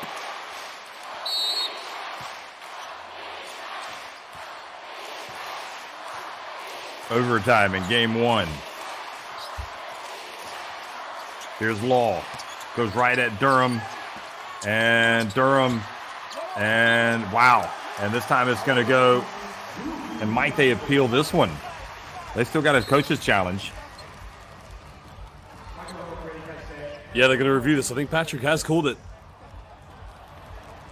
Well, you may as well use it instead of taking it home with you. And then at the end of the day, when you're putting on your pajamas and you take off your suit, you're like, oh, I had my coach's challenge in my pocket. And I think it's going to be the same situation. It's Law that has knocked it out. I think they got it right.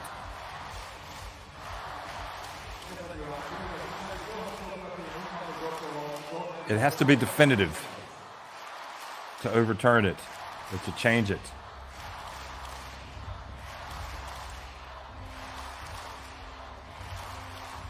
Who does? Right here.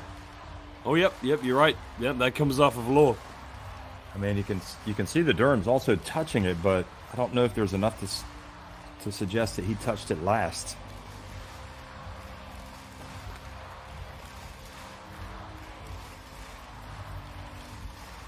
Jeff, the Golden Kings get this back. What's really worked for them here in overtime, every offense, they had a post entry at some point off a pick and roll with Durham. If he has room to isolate, he'll go for it. If not, he reads where the defense collapses. They've got a golden opportunity here to retake the lead, but they must throw the ball down low again to Alan Durham. They can't just start improvising. Golden Kings don't need heroes. Go to what's been working for you. And what's been working for you has been the Moralco man. Gotta love the Moralco man. Iconic Moralco man. Best player in the PBA for the Moralco Bolts. Duncan gets it to you-know-who. Durham. Back outside to Maki for 3. Missed everything. I would have put money on him making that shot, and he missed everything. Oh, that's a good look, yep. It's a good look. Now Tagashi time. He's got it. He dribbles. He gets into the paint. A little runner. He misses, and Duncan with the rebound. Oh, and Tagashi and Duncan turned it over. You've got to know that Tagashi's behind you. 12 seconds difference. They can take the lead on this one. Shoot a hard for 3. Oh, and he missed everything. Jeff, unbelievable why? What's happening. These Why? 3-point shooters. Why take that three-pointer? There's plenty of time left. It's such a poor shot. If I'm John Patrick, I'm infuriated right now. 23.1 seconds left. We're either going into double overtime or RYUKYU Golden Kings are going to not make the same mistake they made in regulation. Put the ball in the hands of Keita Imamura, run that pick and roll, and send it in the low block to the Moralco man.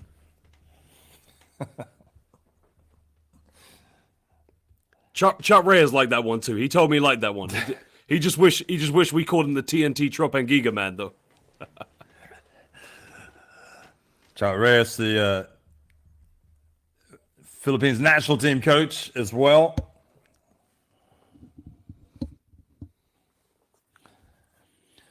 So 23.1 seconds remain. And we've seen some bad misses from some open looks. And Duncan offensively also could make a play in the paint if he gets it. Yeah, I think they're trying to bring him away from the basket, though, so they can free up areas in the paint. But you're absolutely right. You could bring Alan Durham out to the perimeter. You could take Duncan down low. I think right now what's happening is nobody in the low block can deal with the size and physicality of Alan Durham. That's why they want to put it down low to him. But, you know, the difference between these two teams, you made a great point there, Jeff. We have seen a very poor shot selection from the Chiba Jets. The three-pointers that they've been getting with Imamura, Masawaki, they're good looks. They just haven't been able to knock him down. But now the Golden Kings have a chance to either win this or send it into a double OT again. Wonder if they're tempted to put Ko Flippin into the game and see if he could break down that defense. I know they're going to stick with Kishimoto and Imamura. Well, it's got to be a bull screen. Bull screen with Imamura and Alan Durham. Get it in the low block to the Moralco man. And don't forget, Matsuwaki is a dead-eyed shooter, so that is a player they're going to have to take account of.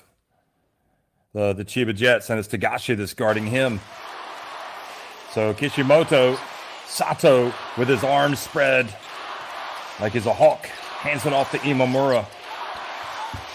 And it's the shot clock winding down. Imamura, oh boy, Can you believe it? Turns it over. Here comes Mooney, puts it up, and almost makes it from deep. And Imamura,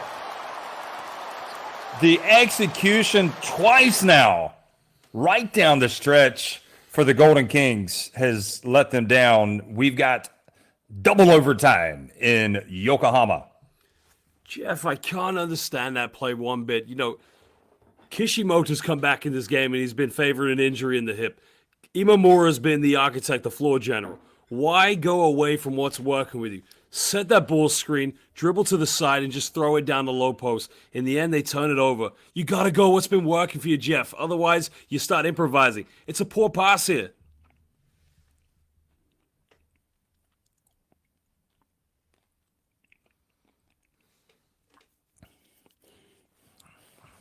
I think I go to plan C and I bring Coach Flippin back in and let him go to work.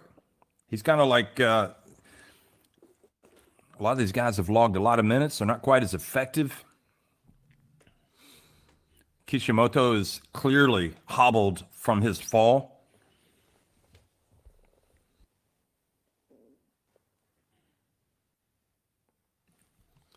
I think if we compare, as you mentioned, you made a very good point about the depth in these two teams. And that's been the case here for the Chiba Jets throughout the playoffs. They probably have the biggest depth of all the teams here in the B-League.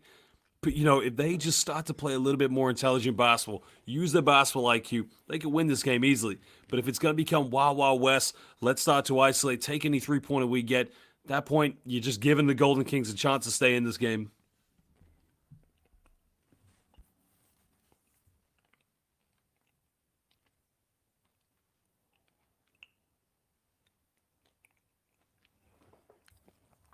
Well, we're going to see the depth with Chris Smith coming back into the game.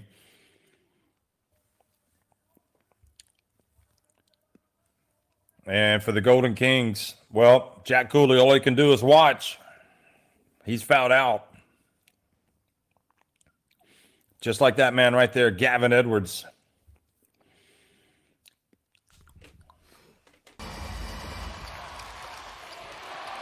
So they stick with the same unit that was on the court, the Ryukyu Golden Kings. Kishimoto.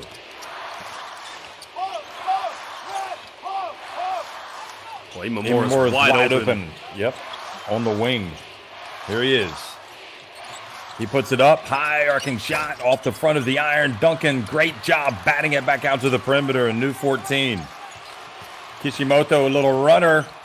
And Durham, terrific play from him. And Durham just was not going to take no for an answer. He was going up no matter what, and Mooney knocked it out of bounds with 6 on the shot clock. Like the penetration of Kishimoto, just beats his defender. Maybe a little bit unlucky there not to get the drop, but again, that's what he's got to do here in the second overtime to try and break down the defense.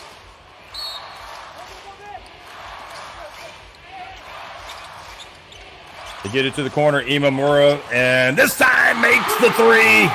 Well, you're happy for him because a couple of tough situations developing for him late.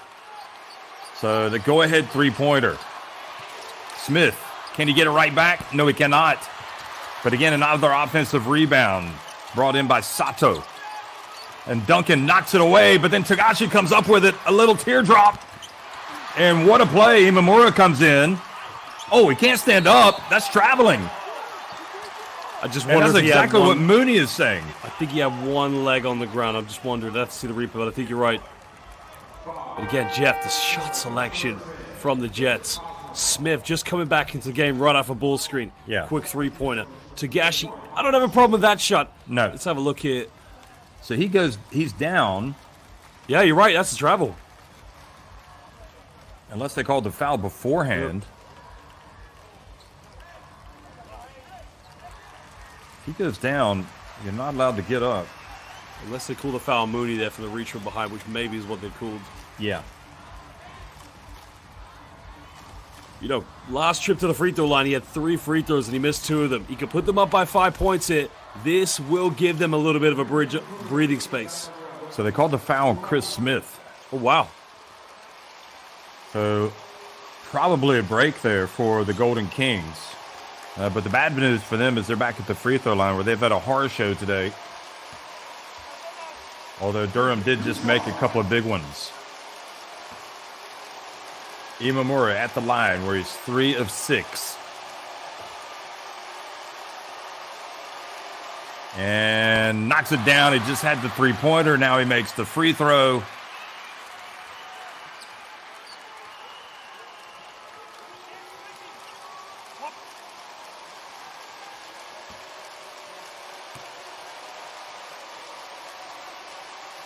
He's played almost 29 minutes. Only makes 1 of 2.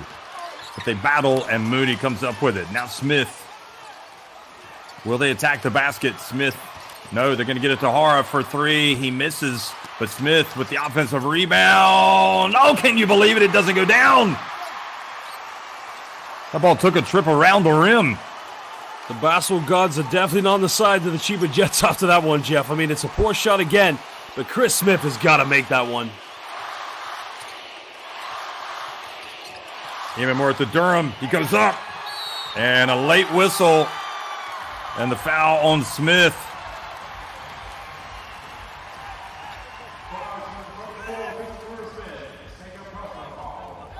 Well, it's a simple solution here for the Golden Kings. You've got one option. You throw the ball down low to the big man. But again, how unlucky is this play, Jeff?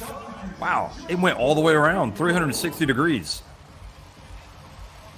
And Smith goes out. I mean, you could state the case. Either he or Durham are the most important 6 men coming into games. And he's had a tough one today. Durham, meanwhile, well, you know what they say, the ball don't lie. Let's see. And he does make it, so that was a good call. Durham makes the first free throw. I'm starting to wonder if Rasheed Wallace is sitting in the VIP section. But, you know, it's almost like destiny is on the side of the Golden Kings. How many free throws they've missed in this game. How many wide-open three-pointers they've given the Chiba Jets. And somehow at 3:25 here in double OT, they're almost about to have, well, they have a 5-point lead. It's miraculous. It is, but they keep missing free throws. And by missing free throws, they leave that door open. Bounce pass to Mooney, and he's fouled. Yeah, I think this is a long way from over.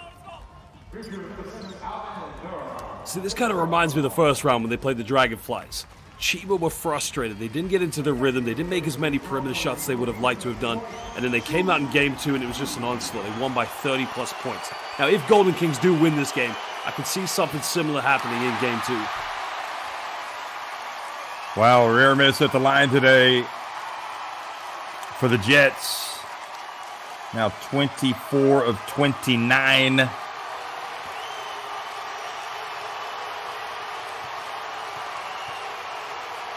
Mooney, who's been outstanding today, makes the second.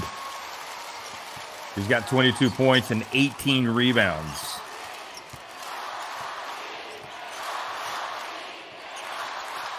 Huge possession for RYUKYU Golden Kings. If they can score here, you like their chances.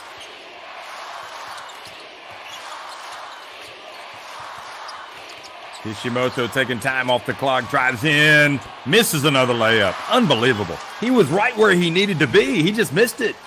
He's wide open again. He has been taken out of his rhythm. You got to step up and make these one. No time for error here in double OT. And Law. Now Agawa. I mean, I don't understand why Coach Flippin doesn't come into the game. It just doesn't make sense to me. Looks like these guys are tired. Yeah, I think the issue, I think it's a confidence thing Dio Katani has in Coach Flippin. It has to be. Yeah, there's a few turnovers he has created, but also I just senses a little bit of tension between him and the Morocco man. Three-pointer missing, and again, maybe not the shot you need. Why not feed it down low to Durham? 2:10 remaining. And again, leaving the door open for an unlikely Chiba Jets win now. Tagashi drives in and pulls his team to within 2.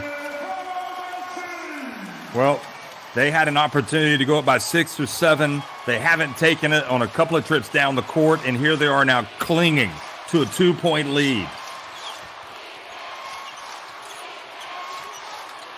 Imamura, you do not want a 3-point shot right now. You want to get it to the Morocco man or Duncan down low. Imamura. Oh, boy. Wow. What a drive. What a drive. A circus shot. Well, Jeff, he had to take that one. There were 5 seconds on the shot clock, and you're right. He didn't want to pull it for a three-pointer, but what a prayer he threw up on that. Law, he hit the big three at the end. Misses that. Here's Mooney. Shoot a hard for three. He misses another offensive rebound. Agawa. Tagashi puts it up from deep. Misses another. And the ball goes to Duncan. And finally, have the Ryukyu Golden Kings done enough? They pass it all. Kishimoto, the opportunity was there. He decided not to go for the basket, and instead he draws the foul from Ogawa. Jeff, I can't understand it. Both ends of the floor, Chiba Jets, it's almost like their identity's been taken away from them. You know, the saying is you can't take the stripes off a tiger, continuously going for three-pointers. It's not dropping. And again, Ogawa, I'll ask again, why commit that foul? You can get a stop, you can get the ball back. Now it's potentially going to be a 6-point ball game. Although the way they've been shooting free throws, and Kishimoto misses the first. Maybe not a bad foul then.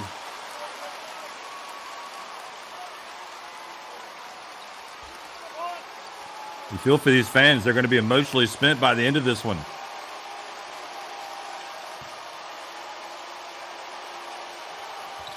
And he knocks down one.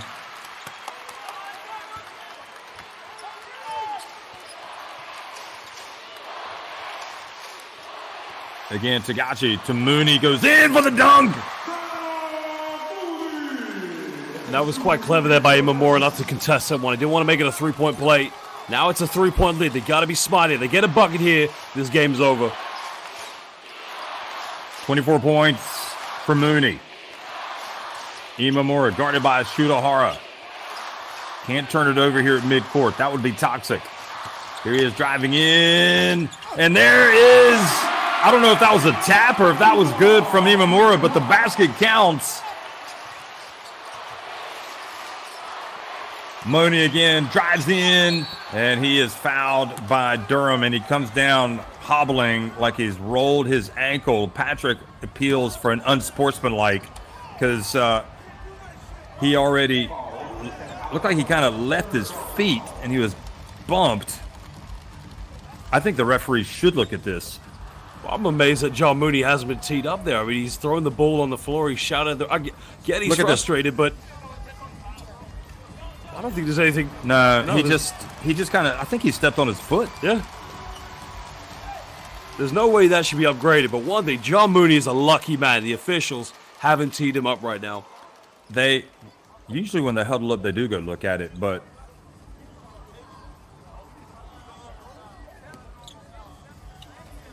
well, number 77, Takaki Kato, that referee right there is one of the best referees in international basketball. A FIBA World Cup and Asia Cup referee. And again, he's identified that does not need to be upgraded. I mean, he has to be absolutely confident. I think Patrick's right to at least say, hey, listen, you can at least look at it. But there does seem to be almost reluctance to do that. So here goes Mooney. Has to fight through the pain barrier. He makes the first. There's still time. Remember, the way this Ryukyu Golden Kings team has struggled at the free throw line today, if you put them on the line, you stand a very good chance of getting the basketball back. And he makes both. Well, they got to hope his ankle injury isn't too serious, because remember, game 2, you mentioned, Jeff, it's only tomorrow morning. These two teams, there's not a lot of turnaround when it turns around for tomorrow. You've got to foul, surely. 16 seconds remain. The only thing is, I'm not sure if Duncan is the guy that you do want to foul. He's one of the only players that hasn't attempted a free throw today for the Golden Kings.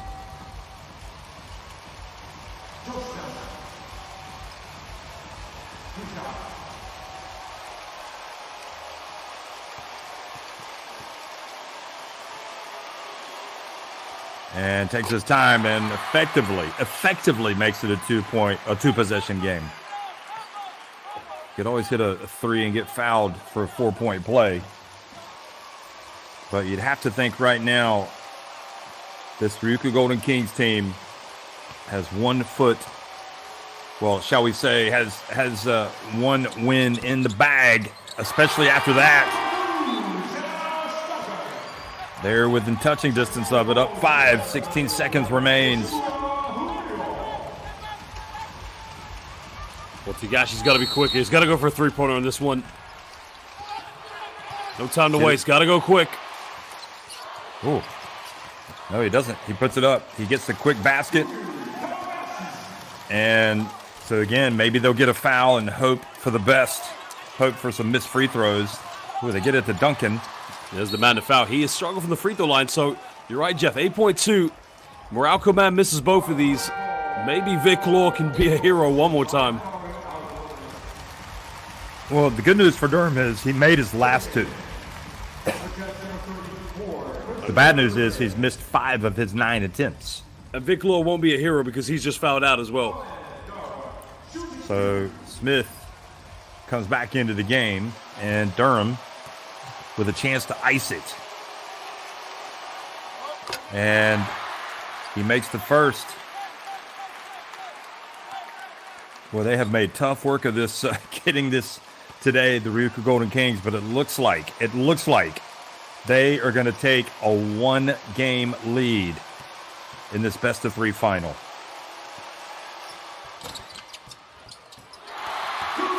So his percentage goes up a little bit. Now they got to go quick.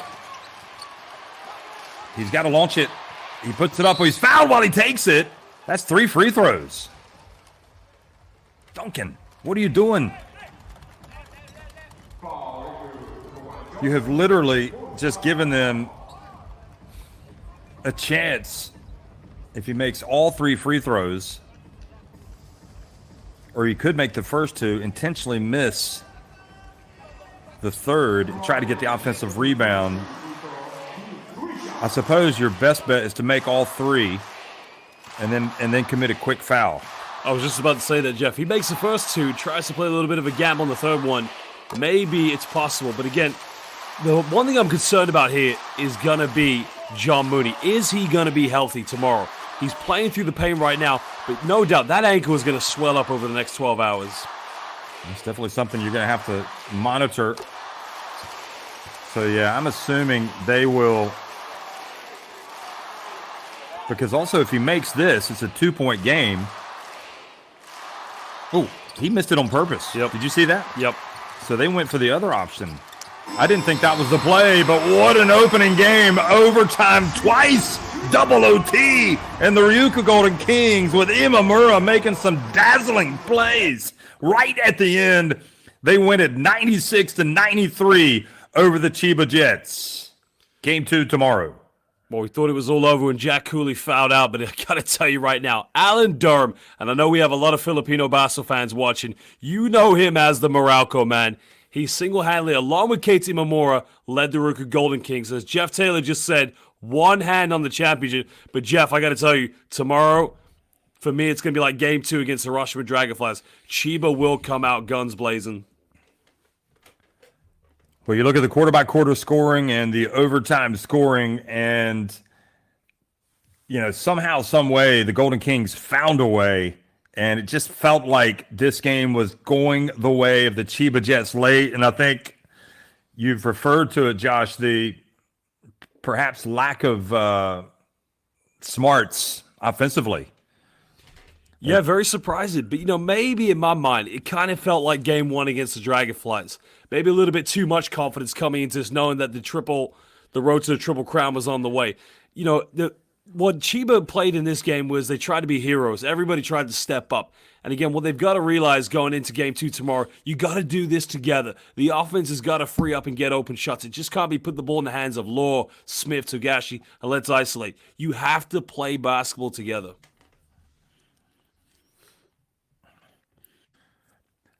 So in the end, the Golden Kings win. They grind it out. I'm not going to say they won it ugly, but I guess when you have the type of day they had at the free throw line, you have to say they won it ugly. Although in the end, they were able to get that free throw shooting up to 21 of 34, miraculously 61%, because they were in the 50s. And Imamura came through in the clutch, made some big shots. He was just 4 of 17, but every one of his makes were huge. Unbelievable performance. 15 and 13 for Duncan. 15 points, 13 rebounds. And here's Kishimoto, who had 6 points, 5 assists, 4 rebounds. 一つ取れたっていう、そこだけですかね、今は。はい。第1クォーターから主導権を握って、ただオーバータイムに持ち込まれてしまいました。あの時の心境というのはどうだったんですか？いや、やっぱ簡単にはいかないよなっていう気持ちですかね。でも正直そこまで焦りとかはなくて、同点のシチュエーションでしたし、まだまだ自分たちはタフに戦えるチャンスだと捉えて、戦ってました。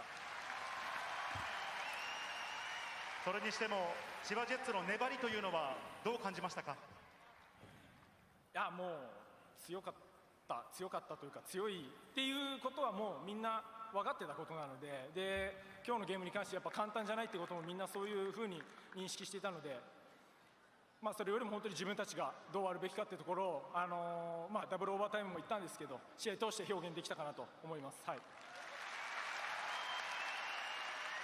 ちなみに岸本選手、怪我の具合は大丈夫でしょうか？怪我？はい。怪我はしてないです。腰ですか？大丈夫です。これで大手となりましたが、今日もファンの声援力になったと思います。明日に向けても力強い一言お願いいたします。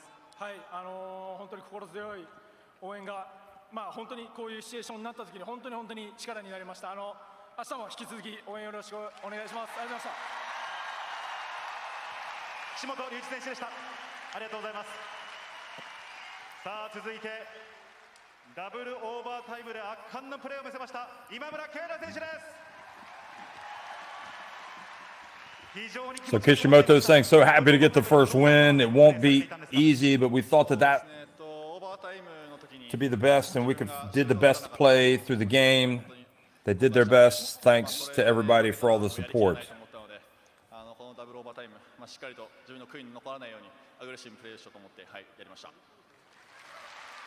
So now Keita Imamura. 第4クォーターでも終盤にエンドワンダブルオーバータイムでふわりと浮かせたシュート、あのあたりは決まった時というのはどんな感情だったんですか？そうですね、本当に、来てくださったブースターさんがねじ込んでくれたシュートだったと思います。やはり琉球ゴールデンキングスのファンの皆様はファイナルで敗れた時の今村選手の涙、誰も忘れてないと思います。改めて大手がかかりました。明日に向けても一言お願いいたします。はい、今年こそは皆さんと一緒に嬉しい涙を流せるように、はい、明日もしっかりやっていきたいと思います。ありがとうございます。今村圭太選手でした。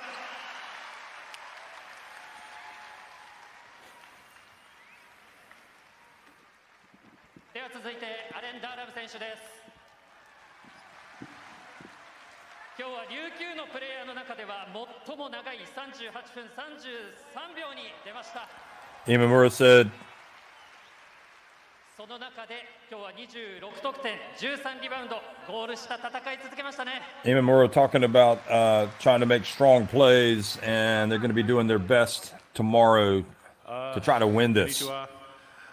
We'll listen to the Morocco man now, Durham. Yeah, I mean, it took a team effort. I mean, CHIBA, they've been the best team all year, and we knew they wasn't going to go easy. And, everybody stayed together, and we came out and got game one, and, we're going to rest up and try to finish it off tomorrow. 皆さん、こんにちは。本当にここまで自分自身もチームメートとともに戦ってきて、今シーズンも本当にこういう戦いを通してきましたので、チームメートも一緒に戦うことができていると思っています。でその中でゲーム1の結果がこういう形になりましたので、ゲーム2もチーム一丸となって戦っていきたいと思います。14リバウンドでした。大変失礼しました。ゴール下激しくて、クーリー選手オーバータイム、ファウルタイムアウトでいない状態でしたけれども、クーリー選手の分もという思いは強かったでしょうか？ Just all year long, I just try to do what our team needs, and tonight they needed me to, do a little more rebounding, and it fell in my hands sometimes, and so I'm glad that it was able to help us get the victory. 自分自身としてはチームが求められることに全力を尽くそうと思っていましたし、その中で今日がそういったリバウンドの部分もあったと思います。ただチームメートと一緒に勝利を目指して勝利のためにできることをやっていきたいと思いますので、あともう一生頑張りたいと思います。今日のこの横浜アリーナのゴーゴーキングスの大声援はどのように聞こえましたか？ Oh yeah. Our fans, they've been great fans all year long. And they really helped us fight through the 2 overtimes, and they really was the one that led us and helped us get the victory tonight. 本当に皆さんの応援聞こえていますし、本当にそれが自分たちの支えになっていると思います。ぜひ次の1勝に向けてまた皆さんの後押しが必要となりますので、よろしくお願いします。おめでとうございました。ありがとうございました。アレンダーラム選手でした。Arigato. One more. You know, Josh, that Alan Durham also, his nickname is the Hulk. Yeah, when I saw him at the East Asian Super League, he was honestly the way he was playing against the PBA teams. You understand why he's called the Hulk, because he's just so big and strong. But also, for me, he's like a mini Charles Barkley when he plays in the B.LEAGUE. And here's another fun fact for you. Did you know that he's from Wyoming? Played NCAA Division III basketball too. Wyoming, Michigan, that is. Yeah. Here's Dayo Kutani. 岸本選手はそんなに甘くない、こういうこともあるというふうにおっしゃっていましたが、リードから何度も千葉が迫ってきてオーバータイムに持ち込まれました。あのあたり桶谷ヘッドコーチはどういう思いだったんでしょう？そんな簡単に千葉さんに勝てるとは思ってないですし、オーバータイムは何回もシーズン中も経験してきたので、負けたことないと思うんですよね、オーバータイム。だから僕ら自信があって、だから本当に選手たち、信じて、プレーしてもらって、それがこの結果になったと思います。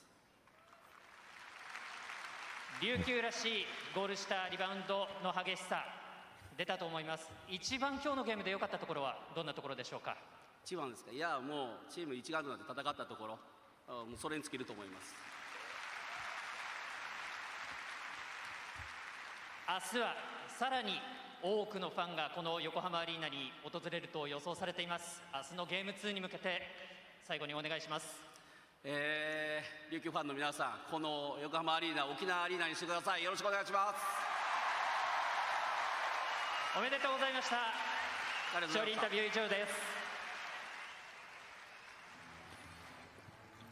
So those are the words of Dayo Kutani, and you know that he knows it's not job finished, but boy, has to be feeling very relieved at this point that this team was able to get that crucial opening game win, a game that went to double overtime. And indeed, that's what he said. I'm really happy to get the first game, and we didn't lose in the overtime. So just really proud of this team and this game, and to the fans helping make this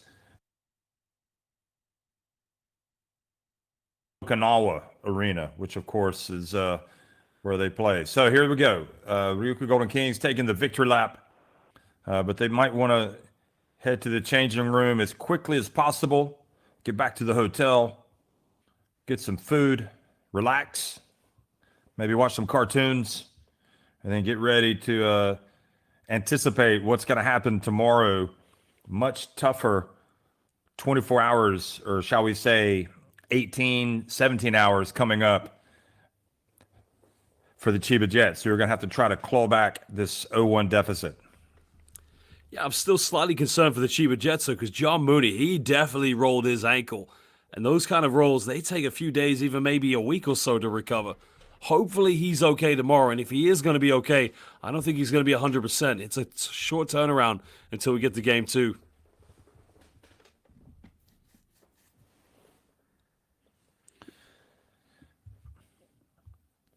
Well, you look back at the game highlights, and this game feels like it was played yesterday. That's what happens when you have a double overtime game. And what a battle it was. Yeah, but Jeff, I still can't decide in my mind, come the stretch this game. When Vic Law made that three-pointer and we were going into the first overtime, it should have been done and dusted there for the Chiba Jets. Did the Ryukyu Golden Kings win this? Look how many turnovers they had. Look how many missed free throws they had. Or did the Chiba Jets let this go? Because in my mind, too many players tried to step up and be the hero in this game. No, I don't think there's any doubt about it. I think Chiba Jets had the game, and just offensively, they made some poor decisions late and missed a lot of shots. Yes, they had some great numbers for players like Mooney and Yuki Tagashi and when Law tied it late, but sometimes you got to go for that higher percentage shot to where you're going to get the basket or you're going to get to the free throw line. And also, we just didn't see it. We just didn't see it from them. Well, one thing as well, the Chiba Jets, the last round, it was a complete sweep of the Alvak Tokyo. They were missing 3 of the key players. So when you come off the back of 2 emphatic, 30-point victories, and all of a sudden you're against another great team, it is a big challenge all of a sudden. It's a punch in the face right now. I have no doubt in my mind, I'm predicting this, that, tomorrow, Chiba are going to win Game 2 convincingly, and we will go to a Game 3.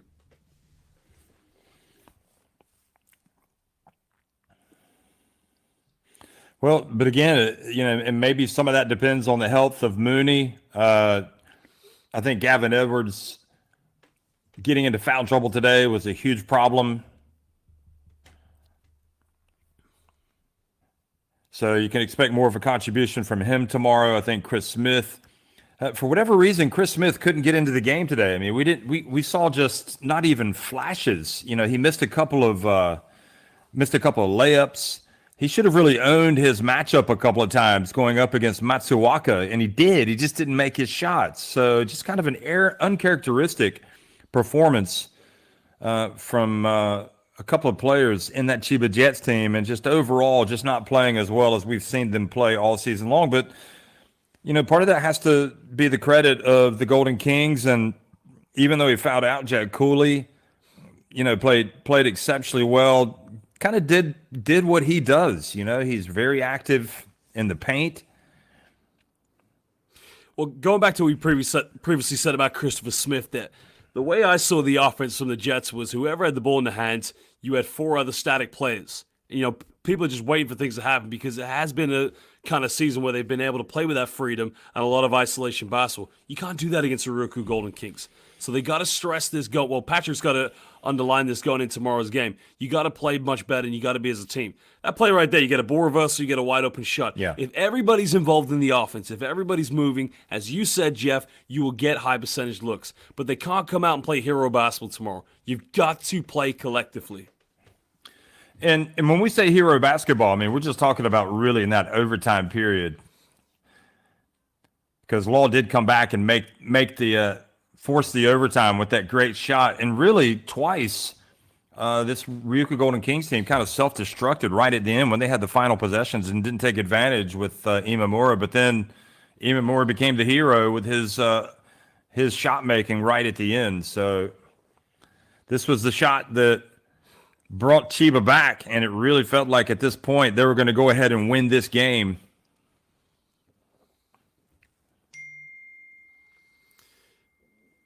Well, you made a very good point as well with Jack Cooley because, he did his job exactly what he was supposed to do. He kept the Chiba Jets off the offensive rebound. He minimized their second chances, and that put a lot of pressure on the backcourt to really deliver from the perimeter. We saw a few times they got some good looks, but as we mentioned, they just didn't do it very well enough to get those high percentage open 3-point shots. That's something they've got to try and improve tomorrow.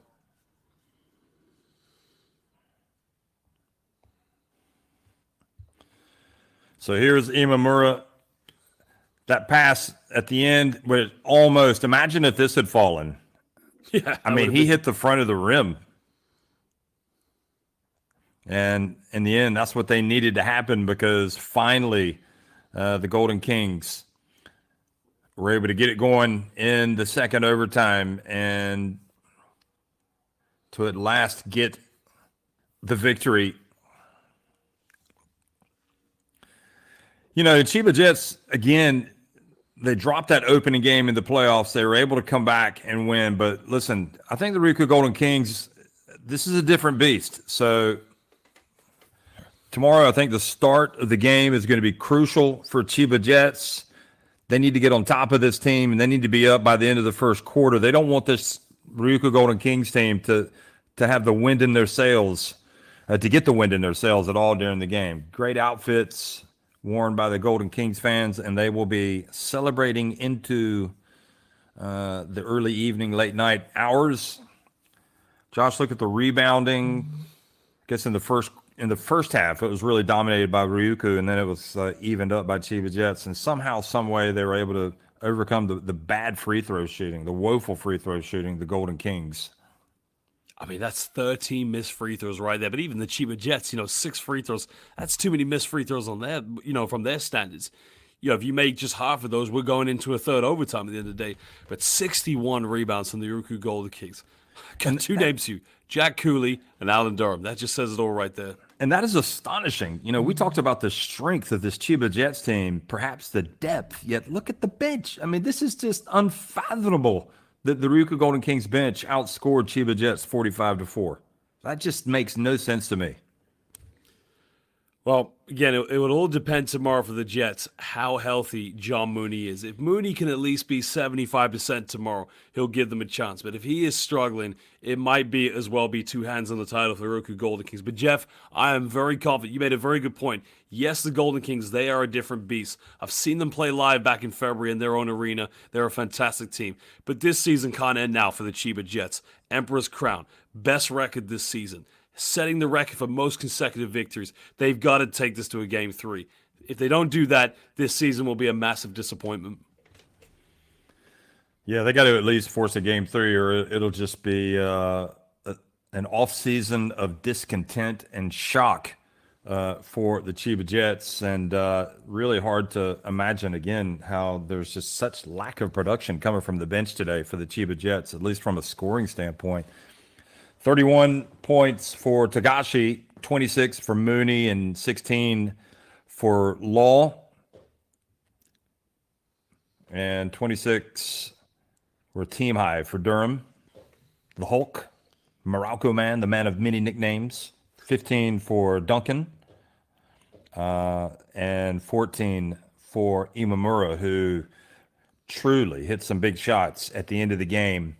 And really is kind of a testament to how, both he and Law, sometimes it's not working for you, but you just got to keep playing, and eventually good things are going to happen. So there you have it, folks. You look at the B-League Championship playoffs, and here we are in the finals, and it's a 1-0 lead for this Ryukyu Golden Kings team over the Chiba Jets.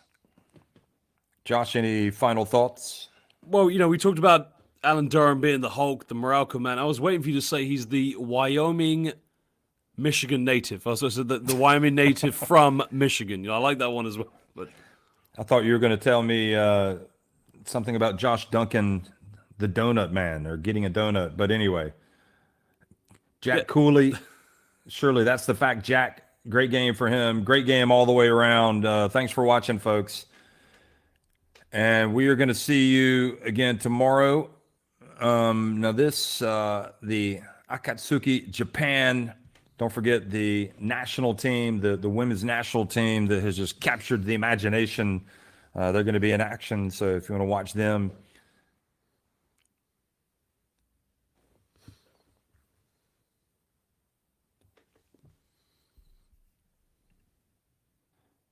So, again, another look at that. They're going to be in action June 16th, 17th, and 18th.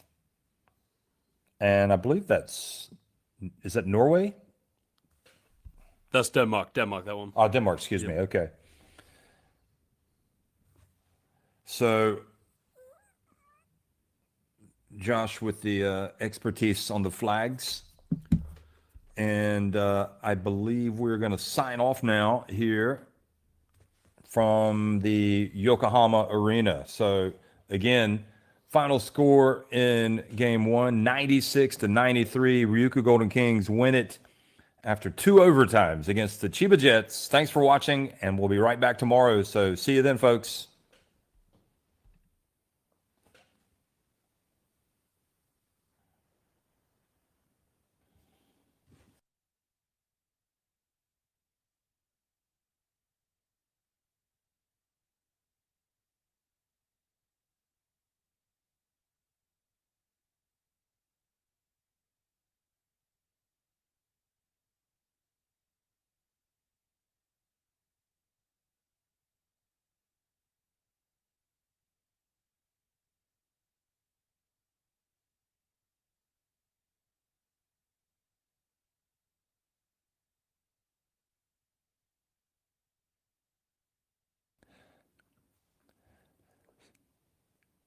So here we are, folks. Again, final score as we look at the highlights, 96-93. The Ryukyu Golden Kings winning it over the Chiba Jets. Thanks for watching, everybody. See you tomorrow.